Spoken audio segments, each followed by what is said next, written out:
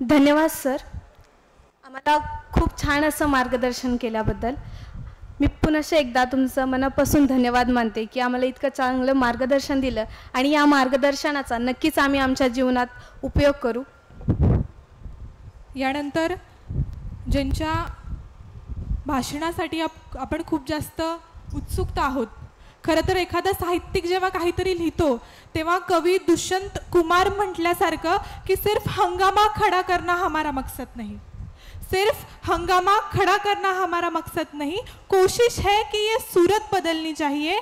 मेरे सीने में ना सही तेरे सीने में सही, मेरे सीने में ना सही तेरे सीने में सही, हो कहीं भी आग मगर ये आग जलनी चाहिए, मगर ये आग जलनी चाहिए.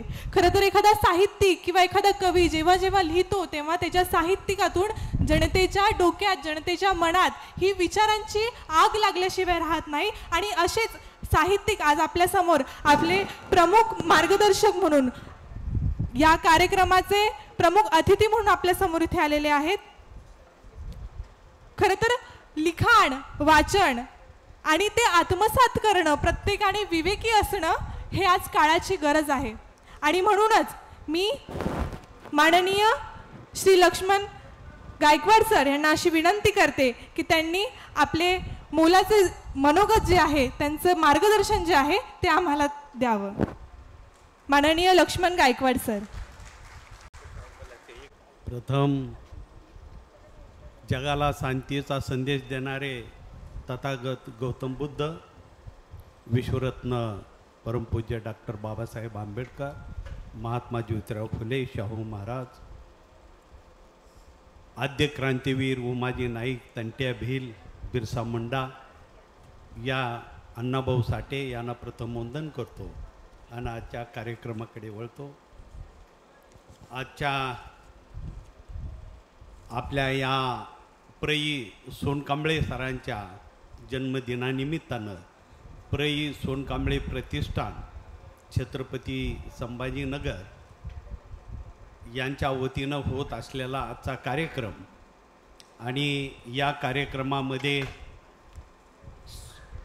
उपस्थित असलेले आमचे जुने मित्र, आजचे अध्यक्ष प्राचार्य कमलाकर कांबळे सर, या ट्रस्टचे संस्थेचे अध्यक्ष श्रीमती कुमोदनी सोनकांबळे ताई, या ठिकाणी आमचे दुसरे मित्र रवींद्र जोगदंड सर, आणि खऱ्या अर्थानं एवढं कार्यक्रम घडवून आणणं आणि ते सातत्यानं चालू ठेवणं यांचे काम करणारे आणि त्याच्या मागे प्रेरणा असलेली प्रई सोनकांबळेंची मुलगी चेतना ताई, त्यांचे खरं तर सर्वच प्रईंचे कुटुंब ज्यांचं कौतुक केलं पाहिजे की एका कुटुंबामध्ये सोनकांबळे सरांनी आपला वेल गगनाला कसा घेऊन गेला ते प्रत्यक्षात इथं पाहायला मिळतं. जावाई डॉक्टर, मुलगा डॉक्टर, सुना डॉक्टर, हा परिवार, हा आदर्श देणारा परिवार यांना मी मानाचा मुजरा करतो. या ठिकाणी माझे मित्र ते प्रतिष्ठानचे सदस्य आहेत, पत्रकार सोसो खंडाळकर, योगीराज बागोल, या ठिकाणी आमचे मित्र हरिदासजी इथं आलेले आहेत, जुने कार्यकर्ते, अनेक चाहते लोक आहेत, सदा मगर आहेत ज्यांनी आपलं आत्मचरित्र लिहिलं. खरं तर प्रथम मी या कार्यक्रमाच्या निमित्तानं ज्या लोकांना गुणीजन पुरस्कार मिळाला, प्रई सोनकांबळे सरांच्या जन्मदिवशी प्रेरणा देणारी आणि त्यांना पाठीवर थाप मारण्याचं काम आपण प्रतिष्ठानच्या वतीनं करत आहात, आणि तरुण मुलांना, यशस्वी होणाऱ्या, मेहनत करणाऱ्या एका मुलींना आणि 2 मुलांना आपण पुरस्कार द्याल, त्यांचं मी मनापासून अभिनंदन करतो. त्यांना शुभकामना देतो. या ठिकाणी अनेक माझा हा पहिला कार्यक्रम असा आहे की एका स्टेजवर 4-5 पुस्तकाचं प्रकाशन या ठिकाणी पहिल्यांदा मी करतोय आणि पाहतोय. खरं तर पुस्तक हेच तुम्हाला आयुष्यामध्ये पुढे घेऊन जाणारं एक साहित्य असतं. आता जोगदंड सरांनी साहित्याविषयी बरंच विवेचन केलं आणि त्यांनी अभ्यासपूर्ण काही मांडणी केली. मित्र हो, या ठिकाणी आपण सर्वच आलेल्या या प्र.इ. सोनकांबळेच्या प्रेमाच्या निमित्तानं या कार्यक्रमासाठी जमलेल्या सर्व भावांना आणि बहिणींना मी जय भीम करतो, नमो बुद्धाय बोलतो. आज या ठिकाणी मला एवढं प्रेमाने आपण बोलवलात आणि माझा विषय आहे आजचा स्वातंत्र्यपूर्व आणि स्वातंत्र्य उत्तर दलित साहित्य आणि त्याची प्रेरणा वगैरे जे असेल ती या विषयावर मी बोलतोय. खरं तर भारतामध्ये आपण पाहिलं तर अनेक काळापासून साहित्य निर्मिती होते, परंतु दलित साहित्याची निर्मिती होण्याच्या पाठीमागं हजारो वर्षांचा काळ जावा लागला. हे चालू नाही का? हे चालू आहे का? हा, आवाज येतो? हा, कारण मला ते हातात अवघडल्यासारखं वाटतं जरा घेऊन. आणि आजच्या या दिवशी मी खरं तर काही आठवणी दाटून येतात. कधी काळी मी औरंगाबाद या शहरामध्ये वास्तव्य केलेला माणूस आहे आणि गारखेड्यामध्ये एक सूतगिरणी होती. त्या सूतगिरणीमध्ये मी लेबर म्हणून कामाला आलेला माणूस. 71-72च्या काळात मी औरंगाबादमध्ये गारखेड्याला वास्तव्य करून होतो. त्यानंतर माझा प्रवास बराच सुरू झाला. माझा परिचय देणाऱ्या काही मुली सांगत होत्या की सरांनी असं पुस्तक लिहिलं. खरं तर मी मुळात कार्यकर्ता आणि मला पूर्वी कधी मोर्चेवाला लक्ष्मण गायकवाड म्हणायचे. आता माझं नामकरण जसं औरंगाबादचं छत्रपती संभाजीनगर झालं तसं माझं नामकरण पुन्हा नंतर साहित्यिक लक्ष्मण गायकवाड असं झालं. म्हणजे मोर्चेवाला लक्ष्मण गायकवाड खाली बसला आणि साहित्यिक म्हणून. आणि म्हणून या निमित्तानं एक खरं आहे की 100 मोर्चे काढल्यानंतर एक पुस्तक लिहिणं आणि 100 मोर्चे काढणं बरोबर आहे असं माझ्या जेव्हा लक्षात आलं तेव्हा मी लिखाणाकडे वळलो. कारण मोर्चातून फक्त तात्पुरतं काही प्रबोधन होऊ शकतं, पण साहित्याच्या माध्यमातून अनंत काळापर्यंत प्रबोधन होत असतं. साहित्य एक अशी कल्पना आहे जे प्र.इ. सोनकांबळेंनी सुरुवात केली. खरं तर प्र.इ. सोनकांबळे आज आपल्यात नाहीत, पण मी त्यांची आठवण म्हणून सांगतो की मला साहित्य अकादमीचा पुरस्कार मिळाल्यानंतर प्र.इ. सोनकांबळे सरांनी मला औरंगाबादला बोलवून, ते प्राचार्य होते आणि माझा खूप मोठा सत्कार सन्मान या ठिकाणी करण्यात आला. त्यानंतर औरंगाबादमध्ये अनेक सन्मान झाले. माझा नागरिक सत्कार सुद्धा महानगरपालिकेच्या वतीनं झाला होता. पहिल्या दिवसाचा कार्यक्रम दुसऱ्या दिवशी करण्यात आला.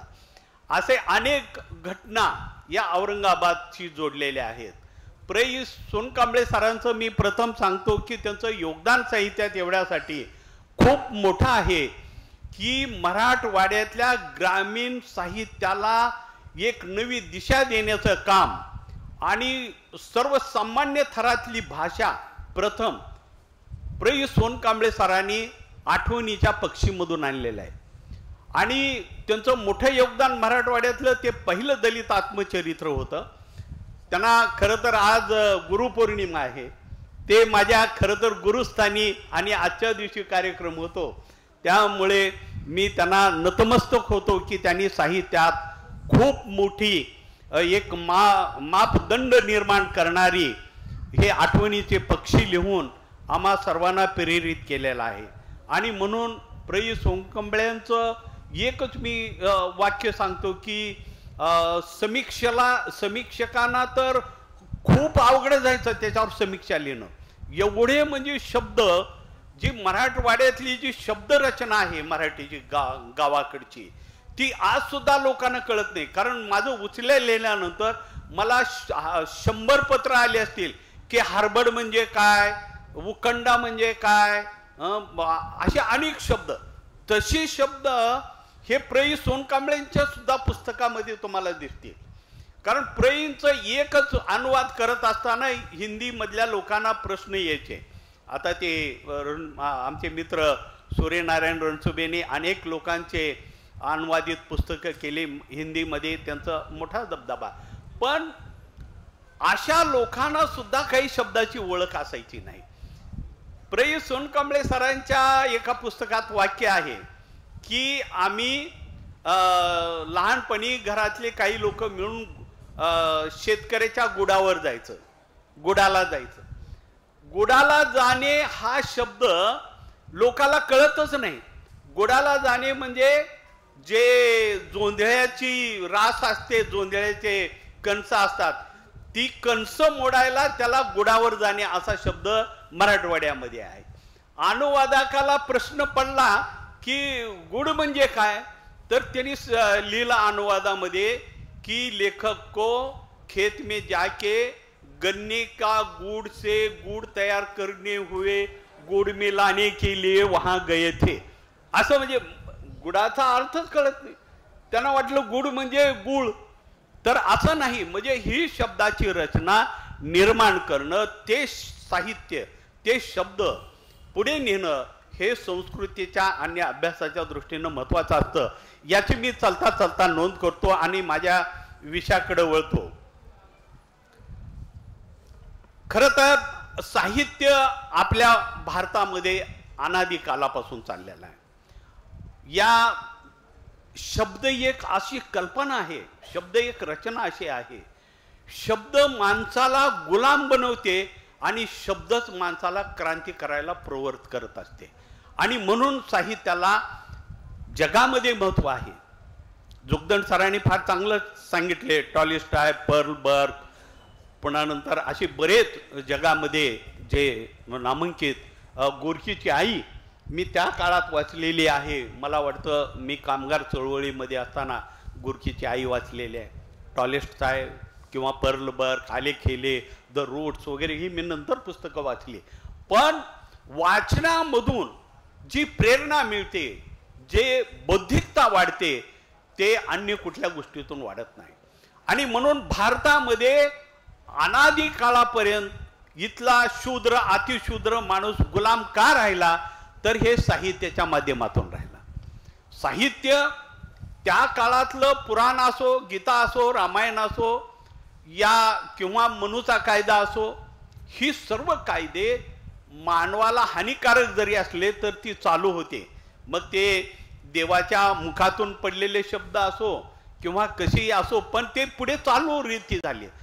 पण नंतरच्या काळामध्ये जेव्हा आमच्यासारखे लोक वाचू लागले पुराण काळामधलं काही साहित्य, किंवा विशेषतः भक्ती संप्रदाय, हा त्या काळी सुधारणावादी म्हणून साहित्य जरी पुढे आलं, त्याचे चोकामेळा असो, गोरोबा कुंभार असो, तुकाराम असो, रोहिदास असो, नामदेव असो, याही लोकांनी साहित्य निर्माण केले. पण हे साहित्य भक्ती संप्रदायाचं साहित्य होतं. हे फार काही क्रांतिकारक साहित्य होत नव्हतं. म्हणजे भक्तीच्या माध्यमातून लोकांमध्ये कशी जागृती निर्माण करायची अशी प्रथा मला वाटतं दलित साहित्यांची त्या काळात सुरुवात झाली. त्याला दलित साहित्य म्हणता येणार नाही. खरं तर दलित साहित्याची ही व्याख्या जोगदंड सरांनी म्हणल्याप्रमाणे हे महात्मा फुलेच्या किंवा अण्णाभाऊ साठेच्या नंतर सुरुवात झाली. शंकरराव खरातसारखे लोक लिहू लागले, बागुल लिहू लागले. पण मी त्याआधी मुद्दाम या ठिकाणी नोंद करतो की शिक्षण घेणं हाच मुळात शूद्र माणसाला अधिकार भारतामध्ये नव्हता. त्यामुळं आपलं साहित्य निर्माण होण्याचा प्रश्नच नव्हता. आणि म्हणून ही शब्दरचना आपली होत नव्हती.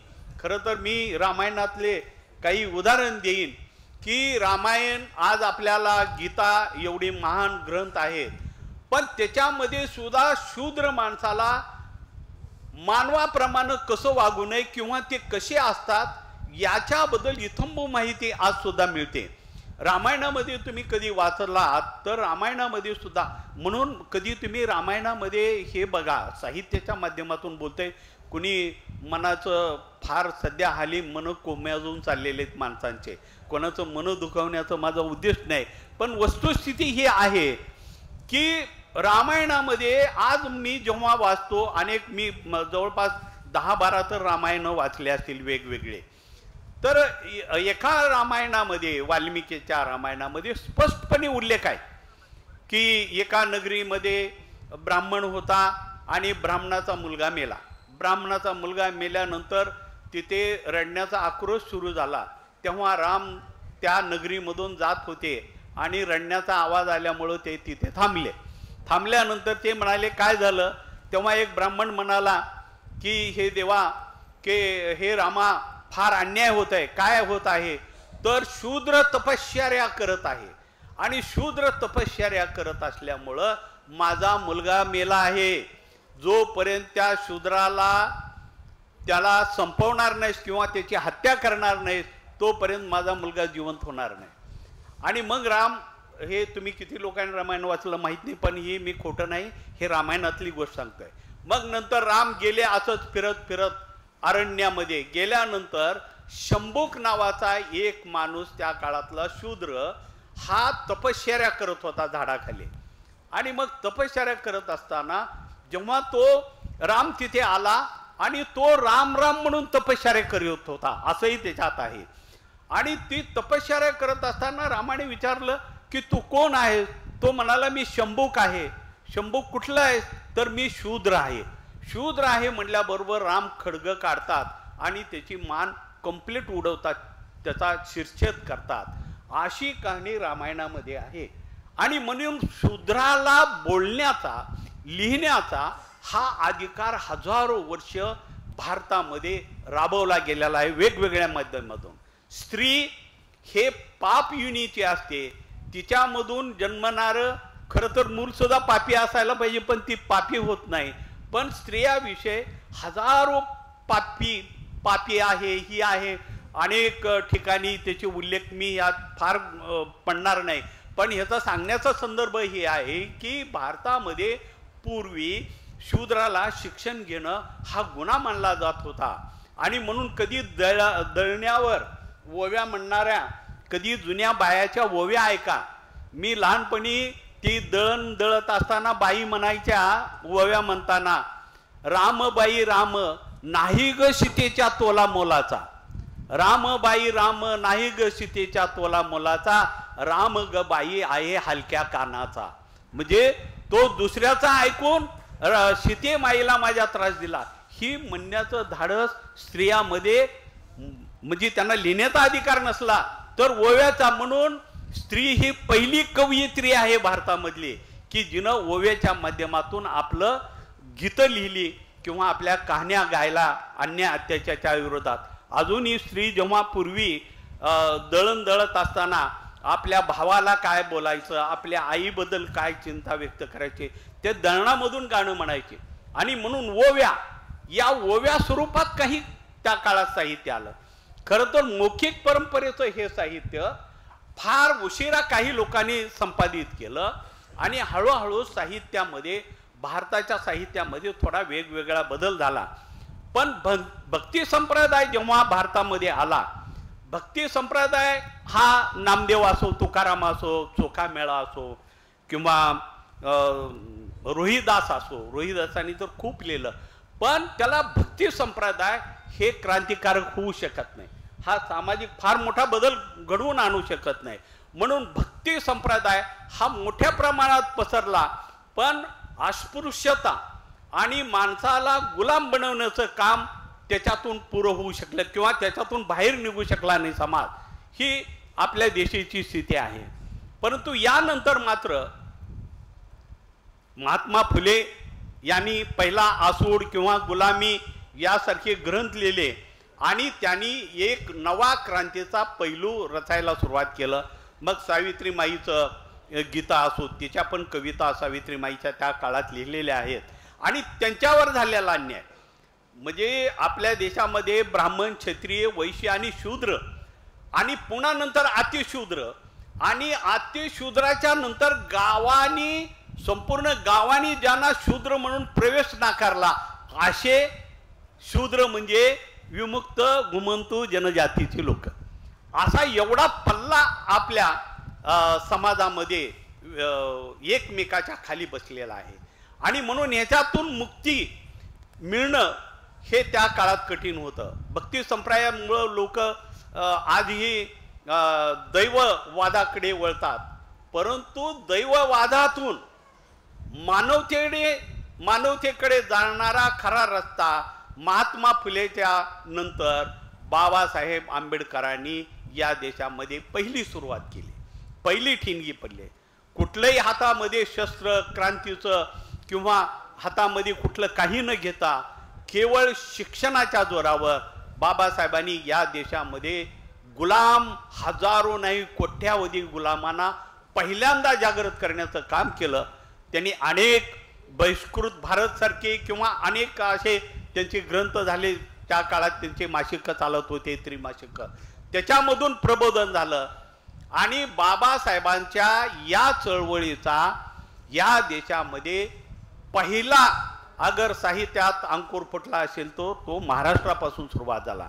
आणि म्हणून महाराष्ट्रामध्ये शंकरराव खरात असो किंवा अण्णाभाऊ साठे असो, अण्णाभाऊ साठेंचं तर खरं तर खूप मोठं योगदान आहे की त्यांनी गावगाड्यातल्या अनेक वेगवेगळ्या कथा त्यांनी लिहून लोकांसमोर आणल्या. त्यामुळं तुम्हाला माहिती असेल की गंगाधर गाडगीळ आणि जई कुलकर्णी आणि आणखीन कुणीतरी होते, दांडेकर काका, या लोकांनी ठराव पास केला साहित्यामध्ये की अण्णाभाऊ साठे, शंकरराव खरात, बाबुराव बागुल हे साहित्यिक होऊ शकत नाहीत मराठीतले, कारण यांचं साहित्य हे आपल्या साहित्याच्या चौकटीत बसत नाही. अशा प्रकारचा ठराव साहित्य संमेलनात केलेला आहे. आणि म्हणून दलित साहित्य ही प्रेरणा बाबासाहेब आंबेडकरापासून सुरुवात झाली. दलित साहित्य शब्द काही असो, आज काही लोक दलित साहित्याचा पण बदलण्याची भाषा करत आहेत. खरं तर ती चुकीचं आहे, कारण शब्द काही असो, शब्द हे शब्द असतात, त्याला काही वेगळा अर्थ काढणं चुकीचं आहे. दलित म्हणजे कमजोर किंवा आता हाशियों का समाज हिंदीमध्ये फार चालू आहे की आता दलित म्हणायचं नाही, हाशियों का समाज म्हणायचं. म्हणजे हाशियों का समाज आणि दलित समाज शब्द आम्हाला तयार करण्यासाठी आज कितीतरी पराकाष्ठा करावी लागली. बाबासाहेबांच्या चळवळीनंतर फार मोठा एक्सपोर्ट तो महाराष्ट्रात झाला आणि महाराष्ट्रामध्ये साहित्याची एक नवी निर्मिती स्वातंत्र्याच्या नंतर खऱ्या अर्थानं 1972-70च्या काळाच्या नंतर दलित पॅंथरची जशी चळवळ आली, त्या चळवळीमधून जेवढे कार्यकर्ते होते ते कविता म्हणणारे राजा डाले असो, नामदाव ढसाळ असो किंवा अर्जुन डांगळे असो किंवा बाबुराव बागुल असो, दया पवार असो, या लोकांचे आणि प्रई सोनकांबळे या सर्व लोकांचं साहित्य हे 70च्या नंतर यायला सुरुवात झालं. आणि 76च्या नंतर अधिक त्याला बहार आला. खरं तर या साहित्यावर किती बोललं तर कमी आहे, मी माझ्या विषयाकडे पुन्हा वळणार आहे. परंतु स्वातंत्र्यपूर्व काळामध्ये ज्या लोकांना दिशाच नव्हती, अस्पृश्यता होती किंवा माणूस म्हणून त्यांचं जीवनच नाकारलं होतं इथल्या स्त्रियांना, इथल्या दलितांना, तेव्हा बाबासाहेबांच्या या चळवळीमुळं खूप मोठं एक बळ मिळालं, हत्तीचं बळ मिळालं आणि दलित पॅंथरसारखी संघटना महाराष्ट्रामध्ये स्थापित झाली आणि त्याचे परिणाम साहित्यावर मोठ्या प्रमाणात झाले. खरं तर साहित्य ही व्याख्याच मुळात साहित्य सर्वाची हिताची भाषा करणारं जी काही योगदान असतं त्याला साहित्य म्हणतो. साहित्यिक पूर्वी आपल्याकडं साहित्य कोणाला म्हणायचं, जो आभाळातून पडला, देवानी ज्याला पाठवला, त्यांनी लिहिला तो साहित्य, तो काहीतरी फार बुद्धिमत्ता घेऊन येतो. ही व्याख्या दलित साहित्याने महाराष्ट्रामध्ये मुडीत काढली. आणि आत्मचरित्र, खरं तर दलित आत्मचरित्र म्हणजे त्या समाजाचा इतिहास आहे, त्या समाजाची परिस्थिती, त्याच्या हलकीची जीवन, या सर्व गोष्टी या साहित्यामध्ये आल्या. साहित्यामध्ये मग पुन्हा नंतर की बंडखोर साहित्य म्हणायला लागले किंवा अन्य काही गोष्टी देऊ लागले पुन्हा नंतर. पण आज परिस्थिती अशी आहे भारतामध्ये, मी संपूर्ण भारतभर फिरतो तेव्हा असं लक्षात आलं की प्रेई सोनकांबळे असो, बाबूराव बागुल असो किंवा आमचे दया पवार असो, शंकरराव खरात असो, या लोकांची प्रेरणा घेऊन हिंदी साहित्यामध्ये पहिल्यांदा लिखाण सुरू झालं. आणि म्हणून हिंदी साहित्यामध्ये एकही आत्मचरित्र नव्हतं. पण नंतर वाल्मिकीसारखं एका लेखकाचं ज्युटन नावाचं पुस्तक आलं. त्यानंतर तुलसीरामचं मुर्दया नावाचं पुस्तक आलं, खूप चांगलं आहे. दलपत चव्हाण आहे, नमेश राय आहे. हिंदी साहित्यामध्ये एक नवा बदल, क्रांतिकारक लिखाण हे पहिल्यांदा महाराष्ट्राचा आदर्श घेऊन पुढे चाललेला आहे. मग त्याचा परिणाम आज सर्व देशामध्ये झालेला आहे. तामिळनाडूमध्ये आज फार मोठी चळवळ साहित्याच्या निमित्तानं उभारलेली आहे. त्याचाही आदर्श खरं तर महाराष्ट्र आहे. महाराष्ट्राचं सर्वात मोठं योगदान बाबासाहेबाच्या वैचारिक लढ्यामुळं साहित्याची एक वेगळी निर्मिती झाली. आणि जो दैववादपणा होता आणि अंधश्रद्धा रूढी परंपरेनं चालणारी जी इथली व्यवस्था होती, त्या व्यवस्थेला मोडीत काढण्याचं काम पहिल्यांदा महाराष्ट्रातल्या दलित साहित्याने सुरुवात केली आणि त्याचे परिणाम खूप मोठे झाले. ते तुमच्या आमच्या जवळ आहेत. माझ्यासारखा माणूस खरं तर आम्ही गाढवा आणि डुकरं राखणारी माणसंसुद्धा बाबासाहेबांची प्रेरणेमुळं आम्ही आज इथपर्यंत आलो. काही लोक म्हणतात बाबासाहेबांनी काय केलं. अरे बाबासाहेबांनी एकच केलं की डुक्कर खाणारा, डुक्कर सांभाळणारा लक्ष्मण गायकवाड या देशामध्ये घडवला. हे बाबासाहेबांचं सर्वात मोठे योगदान. कारण शेवटी साहित्यामुळं जर एवढा मोठा परिणाम, मी मुद्दाम सांगतो की स्वातंत्र्योत्तर काय झालं साहित्यामुळं. माझा समाज खरोखर कुणी आले लातूरमध्ये, जेव्हा माझे नाते गोते, मी पहिल्यांदा लातूरला आलो होतो, मला भेटायला जरी कुणी आले आणि ही उचलेचे पातुरटाचे लोक आहेत म्हटलं ना, पोलीस पळत यायचे आणि पकडायचे आणि मध्ये जेलमध्ये घालायचे, पोलीस स्टेशनमध्ये दिवसभर. त्यानं करू न करू काही, पण अशी परिस्थिती होती. आज तिथे माझ्या चळवळीमुळे, माझ्या साहित्यामुळे जी पोरं बापानं चोरल्यालं सोनं गुपचूपपणे सराफाच्या दुकानी विकत होते, त्यांना सोन्याची थोडी माहिती होती. मी एका माझ्या कार्यकर्त्याला सोन्या चांदीचं दुकान टाकून दिलं. म्हटलं तू असं विकू नकोस. आणि ती सोन्या चांदीचं दुकान, मी मध्ये एक लेख लिहिला होता बघा, उचल्याचा हारी झाला सोन्या चांदीचा व्यापारी. आज तुम्हाला सांगतो 18 दुकानं, माझ्या समाजाची 18 दुकानं सोन्या चांदीची लातूरमध्ये तुम्हाला बघायला मिळते. जे पोरं पिक पॉकेटिंग करीत होते त्यांनी पुन्हा नंतर सर्व धंदा सोडला आमच्या चळवळीमुळे. आज त्यांचं मुलगा एकाचा डॉक्टर आहे, MD झालेला आहे, वकील झालेले आहेत, इंजिनियर झालेले आहेत, सर्व मुलं शिकायला. 100 तर नुसते भाजीचे दुकानं विकणारे गाडे आहेत, 150-200 रिक्षा चालवतात. एवढा मोठा बदल होऊ शकतो. पण बदलणारी भूमिका सांगणारे, काम प्रामाणिकपणे करणाऱ्या लोकांची गरज आहे. साहित्याने आमचा खूप मोठा एक दिशा देण्याचं काम झालं. परंतु सध्याच्या स्थितीमध्ये बाबासाहेबांची चळवळ आम्हा लोकांची ज्या दिशेनं प्रगती करायला पाहिजे, वेगवेगळ्या समाजाला सोबत घेऊन जो एक मोठा समूह या बदलासाठी जो काम करायला पाहिजे होता तो केला नाही. बाबासाहेबाचं एक स्वप्न जी होतं की तुम्ही माऱ्याच्या जागा पटकावा आणि तिथे जाऊन आपल्या समाजाला न्याय द्या. परंतु ही परिस्थिती आज राहिली नाही. ही व्यवस्था अशी आहे. मी मुद्दाम केवळ साहित्यावर मी खूप काही बोलेन, पण साहित्याबरोबर समाज बदलण्याची जी भूमिका असते ती होऊ शकली नाही. ज्या वेगानं व्हायला पाहिजे ती झाली नाही. आज काय परिस्थिती आहे स्वातंत्र्याच्या नंतर, मला कधी कधी वाटतं, मी माझं आत्मभान आत्मपरीक्षण करतो तेव्हा अरे आम्ही कधी ह्या विमुक्त भटकींची लोक आम्ही फुकट बदनाम झालो नाही. आज आम्हाला चोर गुन्हेगार म्हणून जे वाळीत टाकलं आहे. खरं तर आपल्या देशामध्ये आजही असा सुमो आहे जो गाव गाड्यामधले अस्पृश्य वेगळे आणि सर्व गावांनी ज्यांना अस्पृश्य मानलं अशा समाजाबद्दल अजून आपल्या देशामध्ये विचारच झाला नाही. आता आमच्या लिखाणामुळे थोडाफार सुरू झाला. गावगाड्यामध्ये महारवाडा आहे, चांबारवाडा आहे, ढोरवाडा आहे, कुंभारवाडा आहे.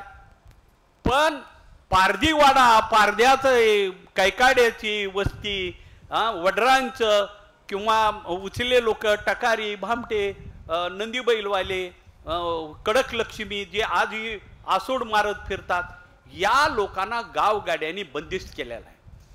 आणि का बंदिस्त केलं तर ही लोक इंग्रजाच्या काळामध्ये खूप मोठी इंग्रजांच्या विरोधात बगावत करणारी, खूप मोठी लढा करणारी आणि मुक्तीचे आंदोलन करणारे लोक होते. आम्ही खरं तर तुम्हाला किती माहिती आहे, या निमित्तानं मुद्दाम मी हे स्वातंत्र्य आणि स्वातंत्र्याच्या नंतरचा विषय असल्यामुळं मी मुद्दाम तुमच्या लक्षात आणून देईन की 1871 साली एक सेन्सस झालं. 1871 साली असं सेन्सस झालं, इंग्रजांनी केलं. आणि ते म्हणाले की या देशामध्ये काही अशी शूद्र जाती आहेत ज्या गुन्हेगार आहेत, टोळ्या टोळ्याने येऊन आपल्याला त्रास देतात. तर ही तंट्या भील असो, बिरसा मुंडा असो किंवा उमाजी नाईक असो, त्या काळात स्वातंत्र्याच्या पूर्वी हे लढणारे लोक. शमशेरसिंग भोसले हा पारध्याचा झाबवामध्ये 1200 लोक घेऊन इंग्रजाचा खजाना लुटायला गेला होता आणि त्याच्यात 1100 लोक मारले. हा इतिहासही नाही आहे, हे आम्ही पुन्हा नंतर शोध केला. उमाजी नाईकासारखा माणूस आज महाराष्ट्रामध्ये त्याला फासावर चढवलं, इंग्रजाच्या विरोधात बंड करणारा माणूस, त्यानं एकच घोषणा केली की मला राजा म्हणून डिक्लेअर कर तर मी तुला शरण येतो. शेवटी इंग्रजाला त्याला उमाजीला स्वतंत्र राजा म्हणून डिक्लेअर करावं लागलं होतं आणि पुन्हा नंतर त्यानं शरण आला होता. म्हणजे ही जी काळ होता स्वातंत्र्यपूर्वीचा काळ, स्वातंत्र्यपूर्वीच्या काळामध्ये काही लोकांना, लढाऊ ज्या जनजाती होत्या त्यांना गुन्हेगार, बाय बर्थ गुन्हेगार बनवलं. बाय बर्थ म्हणजे तुम्ही किती अभ्यास केलाय प्राध्यापक लोकांनी, संशोधकांनी माहीत नाही. आमचे मित्र योगीराज बागुल आज मोठं संशोधक म्हणून पुढे येत आहेत. खरं तर आम्हाला आनंद वाटतो की बाबासाहेबांवर एवढं डिप्थमध्ये जाऊन रिसर्च करणारा माणूस इथं आज बसलेला आहे. मी सांगण्याचं तात्पर्य हे की आमच्याबद्दल अभ्यासच नीट झाला नाही. सो खंडाळकर इथं माझे मित्र आहेत, किती अनेक वर्षापासून आहेत.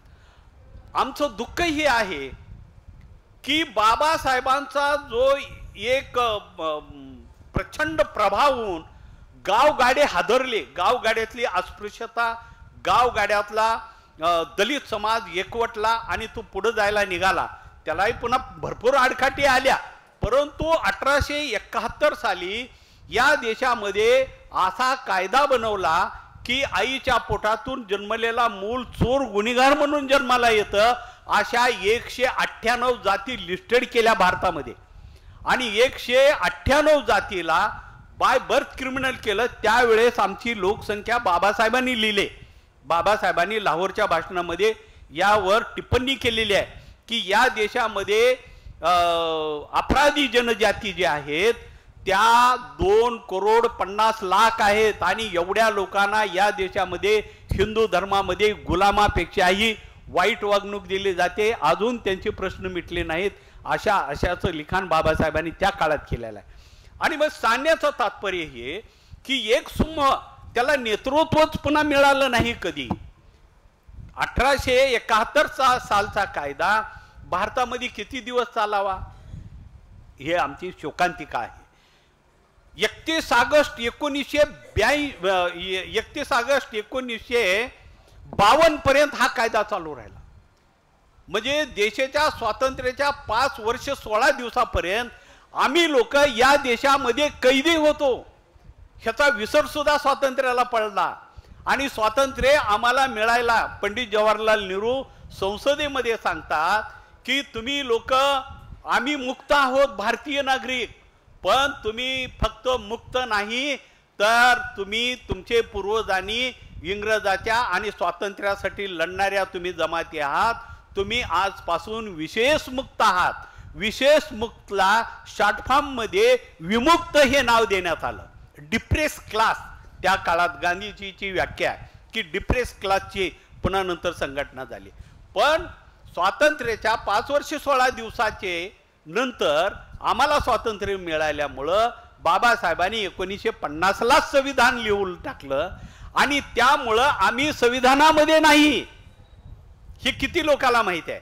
संविधानामध्ये आम्ही कुणीही देशातले 2.5 कोटी बाय बर्थ क्रिमिनल संविधानाच्या बाहेर पडला, कारण तो कैदी होता, तो गुन्हेगार होता आणि म्हणून बाबासाहेबांना त्यांना समावेश करता आलं नाही. 2.5 कोटी लोक आज देशामध्ये 25 करोड लोक आहेत. जेव्हा माझ्यासारखा बाबासाहेबांची प्रेरणा घेऊन आम्ही आंदोलनं केली तेव्हा आता मला वाटतं मला व्ही.पी. सिंगांनी 1991 साली लोकसभेचं तिकीट दिलं आणि मी पहिला विमुक्त दिन 98ला दिल्लीमध्ये साजरा केला. विशेष मुक्त दिवस 31 ऑगस्टला तो विमुक्त दिन आज देशभर साजरा केला जातो. सांगण्याचं तात्पर्य की या देशामध्ये पुन्हा सामाजिक दृष्ट्या बाबासाहेबांनी शिका, संघटित व्हा आणि संघर्ष केला. हे सांगितलं आम्ही संघर्ष करतोय, पण समता, स्वातंत्र्य, बंधुत्व आणि न्यायासाठी बनवलेल्या संविधानाची इम्प्लिमेंट अजून सुद्धा भारतामध्ये होत नाही. हे शोकांतिक आहे. कारण आज भारतामध्ये 25 कोटी लोक या देशामध्ये गुलाम आहेत. महाराष्ट्रासारखं राज्य जो पुरोगामी म्हणतं, मी महाराष्ट्र राज्याला आयुष्यात कधी पुरोगामी म्हणणार नाही.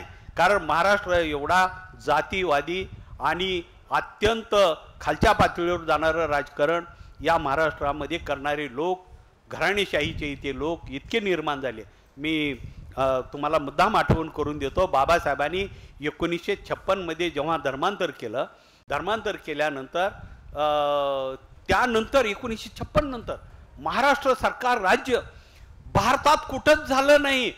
पण महाराष्ट्राने त्या काळात यशवंतराव चव्हाणच्या काळामध्ये जेवढे बुद्धिस्ट लोक, जेवढे बौद्ध झाले त्याची एक वेगळी लोकसंख्या बाहेर काढून लोकसभेच्या आणि विधानसभेच्या जागा महाराष्ट्राने पहिल्यांदा नेस्तनाबूत केल्या आणि ते राखीवमधून काढून टाकल्या. तेवढ्या जागा आमदारकीच्या, खासदारकीच्या कमी घेत झाल्या आणि त्यांना बुद्धिस्ट लोकांना उभा राहता येऊ नये किंवा ते राखीवमध्ये येणार नाहीत. पण महाराष्ट्रामध्ये पूर्वी महाराची घरं जाळली जायची, त्यानंतर बुद्धिस्ट लोकांची घरं जाळली, अशा बातम्या येऊ लागल्या. परिस्थिती बदलली का? नाही बदलली, फक्त शब्द बदलले. नवबौद्धांचा जो अधिकार होता तो महाराष्ट्रामध्ये काढून घेण्यात आला होता. हे किती मला वाटतं काही लोकांना माहिती असेल, योगीराज बागुलला वगैरे. तर खासदारकीच्या, आमदारकीच्या जागा का कमी केल्या? कारण महार समाज एकमेव नवबौद्ध हे अत्यंत बुद्धिवान आणि अत्यंत प्रतिकारवादी म्हणून बाहेर आले, समाज सुधारणावादी म्हणून बाहेर आले. अनेक लोक पुढे येऊ लागले राजकारणात, त्यांचा खात्मा करण्यासाठी केलं. आणि भटक्या विमुक्तांच्या लोकांना ही एकमेव महाराष्ट्र आहे की विमुक्त भटक्या जमातीच्या लोकांना संविधानाच्या बाहेर तर ठेवलं, पण यशवंतराव चव्हाण सारखा मुरब्बी माणूस त्या काळामध्ये पंडित जवाहरलालचे अनेक पत्र आलेले आहेत की या विमुक्त गुन्हेगार जमातीच्या लोकांना शेड्यूल ट्राईब्स मध्ये जाणाऱ्याला, मला वाटतं 1942 कलमामध्ये त्याची तरतूद आहे की जे लोक निकष पूर्ण करतात ट्रायबल्सचे त्यांना ट्रायबल्स मध्ये टाका आणि जे एससी मध्ये जातात त्यांना एससी मध्ये टाका. बाबासाहेबांनी तरतूद केली, पण त्यांचं इम्प्लिमेंट महाराष्ट्रात जाणीवपूर्वक टाळलं आणि संविधानाचा बाहेरचा शब्द दिला. विमुक्त भटक्या जाती जमाती, जाती म्हणजे अनुसूचित जाती, जमाती म्हणजे आदिवासी, हे नाव असं गोंडच देण्यात आलं आणि संविधानाच्या बाहेर एक वेगळा वर्ग तयार केला. तो एवढ्यासाठी केला, आज आमच्या लक्षात येतं महाराष्ट्राने ठरवलं, त्या काळात ते राजकीय लोकांचं कोणाचं नाव घेत नाही, पण त्यांनी स्पष्ट बोललं होतं की भटक्या विमुक्तांचे लोक आधीच महार मांग डोक्यावर बसलेत आणि पुन्हा भटक्या विमुक्ताच्या लोकांवर खांद्यावर घेऊन नाचायचं का? उद्या जर हे लोक आपल्या बरोबरीला आले तर आपली बरोबरी करतील, सत्तेमध्ये येतील, सत्तेचे भागीदार होतील. भटक्या विमुक्तांची लोकसंख्या महाराष्ट्रामध्ये जवळपास 4 कोटीवर आहे. एवढे लोक संविधानाच्या बाहेर ठेवण्याचं पाप इथल्या प्रस्थापित जातीवादी लोकांनी करून ठेवलं आणि त्याचे आज परिणाम यांच्यावर असे आहेत की या महाराष्ट्रामध्ये भटक्या विमुक्त जाती जमातीला गेल्या स्वतंत्र महाराष्ट्रापासून 1000चं बजेट या महाराष्ट्रात तयार होत नाही. त्याची उन्नती कशी होणार आहे? हे आमचं साहित्य आहे, केवळ बोलणं नाही, हे आमचं लिखाण आहे. स्वातंत्र्याच्या नंतर आमचा प्रश्न या व्यवस्थेला आहे की तुम्ही आम्हाला संविधानाच्या बाहेर का ठेवलं, तुम्ही त्याची निकष का काढले नाहीत. इथेच पैठणला, याच औरंगाबादला मी मोर्चा काढला होता. आता त्याला किती वर्ष झालं माहीत नाही. पैठणमध्ये माती वडराच्या लोकांनी भाजून गावाच्या बाहेर डुक्कर खाल्लं आणि डुक्कर खाल्ल्यानंतर ते डुक्कर खाल्लं आणि विहिरीवर एका पाटलाच्या पाणी प्यायला गेले. तर त्या पाटलांनी पुन्हा नंतर डुक्कर खाऊन विहीर बाटवली म्हणून तिथल्या वडराचे 15 का 16 घरं जाळली अक्षरशः आणि त्यांना गावातून पेटाळून लावलं. मी म्हणालो अरे ही कसली व्यवस्था आहे. डुक्कर तर मला वाटतं ब्रह्माचा अवतार आहे, ब्रह्मदेव ज्याला मानतात, हा ब्रह्माचा अवतार डुक्कर. सुवर की अवलाद असं म्हणलं जातं मुसलमान लोक. म्हणजे ब्रह्माचा अवतार डुक्कर, विष्णूचा अवतार गाढव, ही दोन्ही आमच्याकडे. अरे आमचा सन्मान व्हायला पाहिजे. या देशामध्ये खरं तर जगद्गुरु शंकराचार्याच्या बरोबर आम्हाला बसवलं पाहिजे होतं, पण आमचा द्वेष. अरे पण खरंच डुक्कर तुम्ही जरा काढा की ब्रह्माचा अवतार हा डुक्कर आहे. वरा अवतार म्हणजे डुकराचा अवतार हो.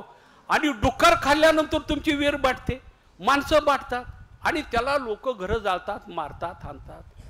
गाढव आम्ही सांभाळलं म्हणून ते गाढवाला गाढवाच्या म्हणतात. अरे गाढवा एवढा चांगला प्राणी कुठला नाही. खरं तर त्याची पूजा करायला पाहिजे. इतका मेहनती, म्हणजे वजन किती टाकल तेवढं घेऊन पळतं. आणि डुकरामुळं काय झालं तुम्हाला ह्याची माहिती. आता लेखक म्हणून माझं ही साहित्य आहे.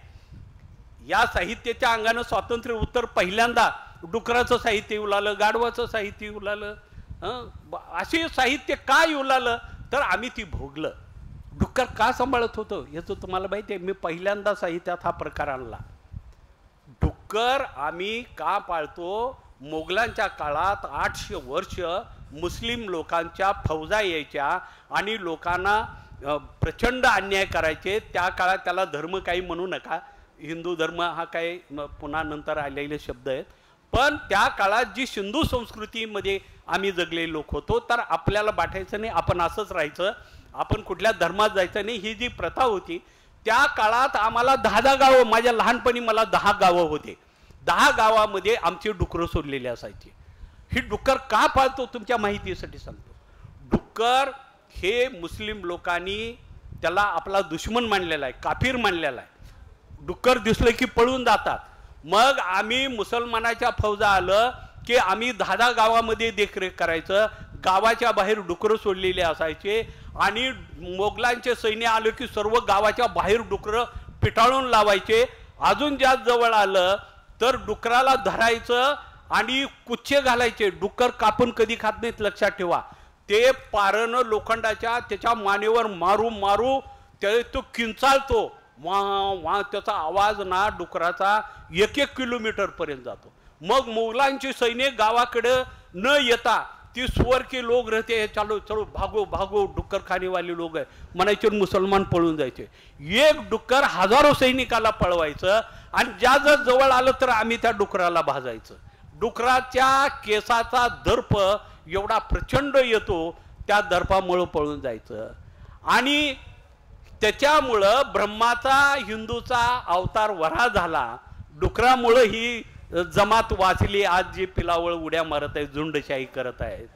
या लोकांनी खरं तर आम्हाला देवाच्या स्थानी मांडलं पाहिजे. डुकराला घराघरामध्ये समोर बांधलं पाहिजे. आम्हीच का गुत्त घेतलंय का, कॉन्ट्रॅक्ट घेतलाय का?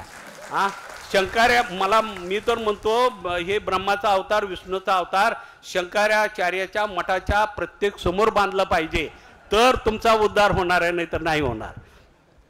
म्हणजे किती भयानक गोष्टी आहेत ज्या आम्हाला लिहिण्यासाठी एवढे वर्ष गेले. आम्ही आता कुठं लिहू लागलो. आणि म्हणून डुकराबद्दल किंवा या ह्याच्याबद्दल असं साहित्य हे पहिल्यांदा दलित साहित्याला येऊ लागलं आणि लोक हादरू लागले. आज जेव्हा मी देशभर फिरतो तेव्हा अनेक लोक भेटतात, त्याच्यावर अभ्यास करतात. पण दोस्तो सांगायचं तात्पर्य हे की महाराष्ट्रामध्ये एक असं वातावरण तयार झालं. आज आम्ही जरा थोडं भटक्या विमुक्ताच्या लोकांसाठी फिरतो, पण स्वातंत्र्य जे मिळालं, माझी स्वतःची अशी समीक्षा आहे. बाबासाहेबांनी तर खूप लिहिलं, पण अस्पृश्यता जरी मिटली असेल थोड्याफार प्रमाणात, पण भटक्या विमुक्तांचे प्रश्न एवढे गंभीर आहेत. आपल्या देशामध्ये स्वातंत्र्य मिळाल्यानंतर जी कष्ट करणारे, सामाजिक काम करणारे किंवा गरीब तबक्यातले लोक राज्यावर आलेच नाहीत. हे राज्य करण्यासाठी जे लोक पुढे आले, जे मोगलामध्ये सरदारक्या मिळवत होते, जे राज्य मिळवत होते, मोठमोठे वतनं मिळवत होते, जहागिऱ्या मिळवत होते, असे भारतामध्ये 5745 राज्य होते. 7545 जातीचे राज्य होते.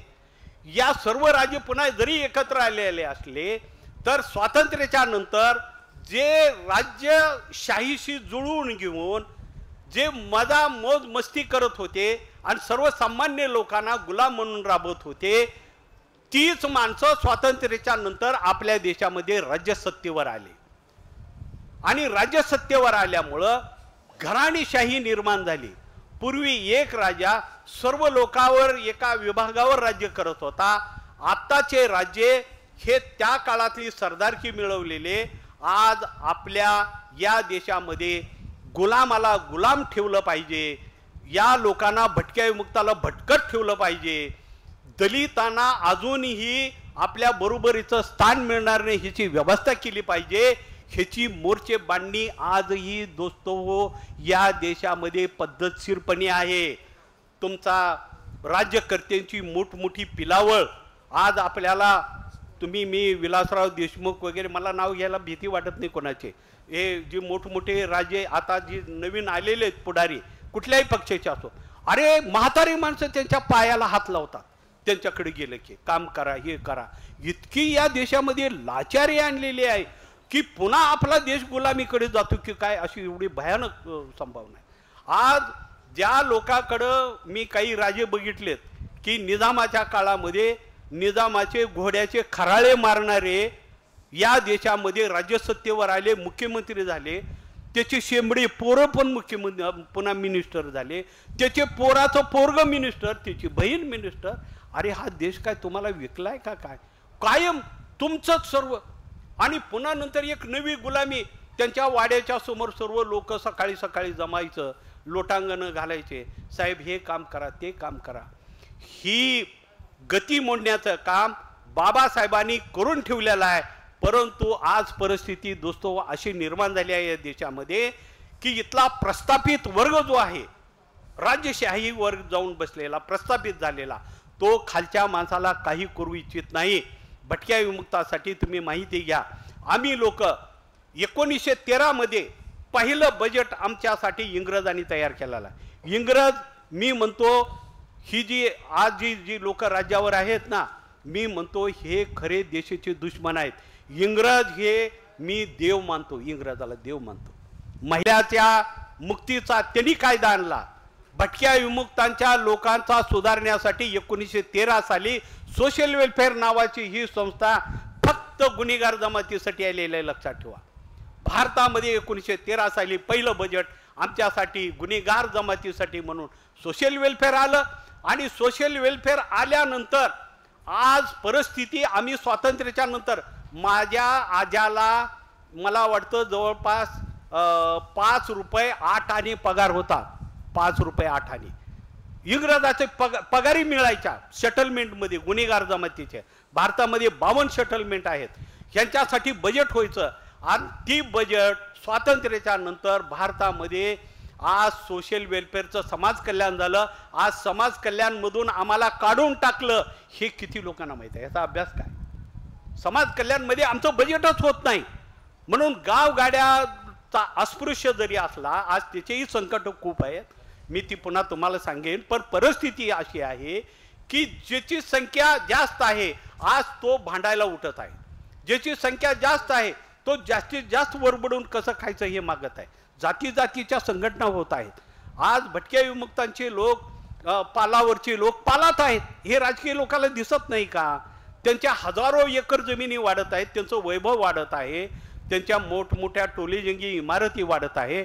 आणि आज माणसं जी पाल होती आमच्या भटक्या विमुक्तांची ती पाल सुद्धा फाटून गेली आहे. त्याला पावसामध्ये थांबावं लागतं. एवढी भयानक अवस्था महाराष्ट्रामध्ये आहे.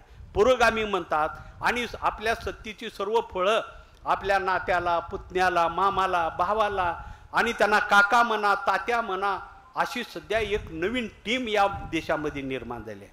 मी म्हणतो की आपण सावध झालं पाहिजे. समदुःखी लोकांनी एकत्र आलं पाहिजे.